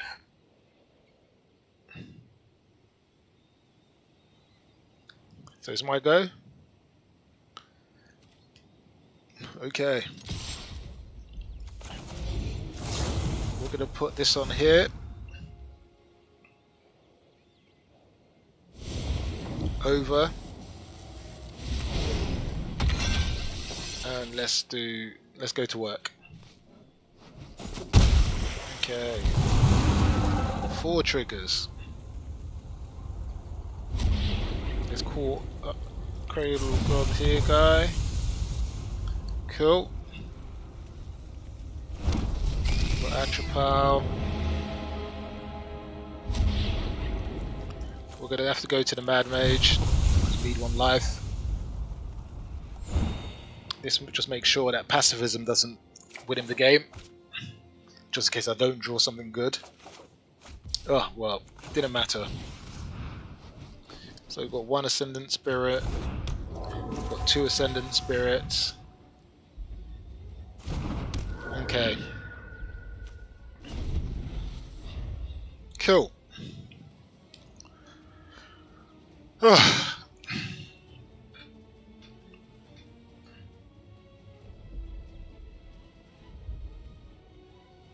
I think he has to deal with the Sea Dasher.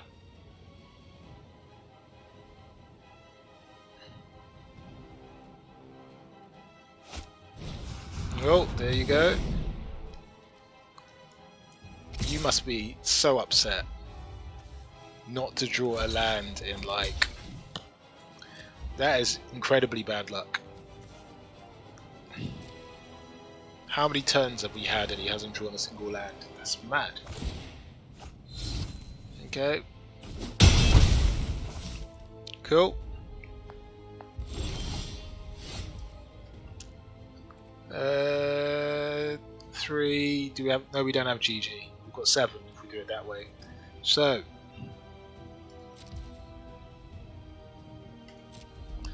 we need to attack with a Sea Dasher first, draw 2 cards, then we can have a think about what happens next.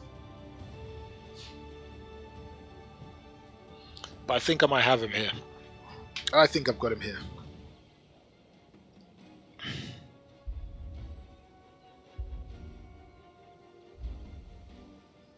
But as you can see from this game, the double fly is just ridiculous.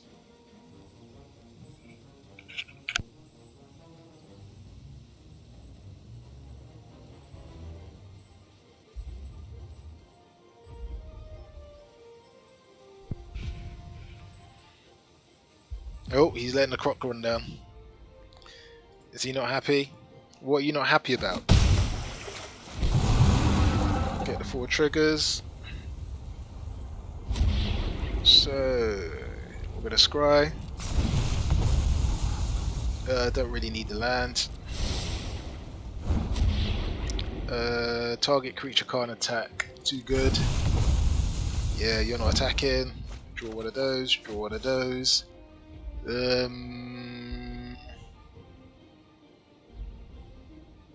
We could hold these in hand. If he sends the Hallow Priest, we kill it with a Sea Dasher.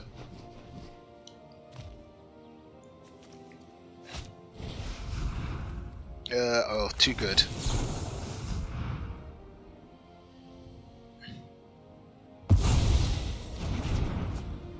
Okay, can I? I can. So we'll do that.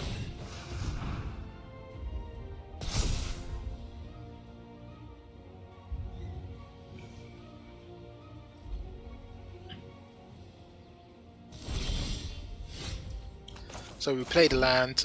We're gonna play the triple fly, because that's how we're rolling.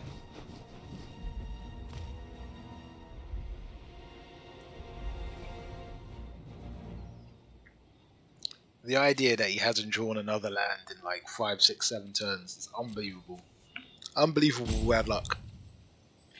Unless he's running like 17 or 18 lands, then he deserves it. But that's really bad luck.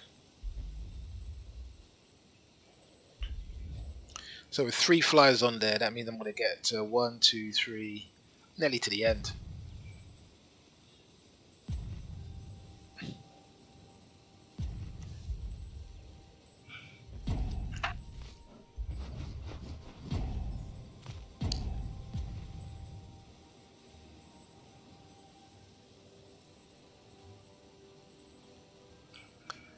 Dude, if you're unhappy, concede. Don't just let the clock run down. And this deck has not been unfair. So it's like this deck has been wholly fair. Your land draws haven't been fair, but the deck itself has been fair.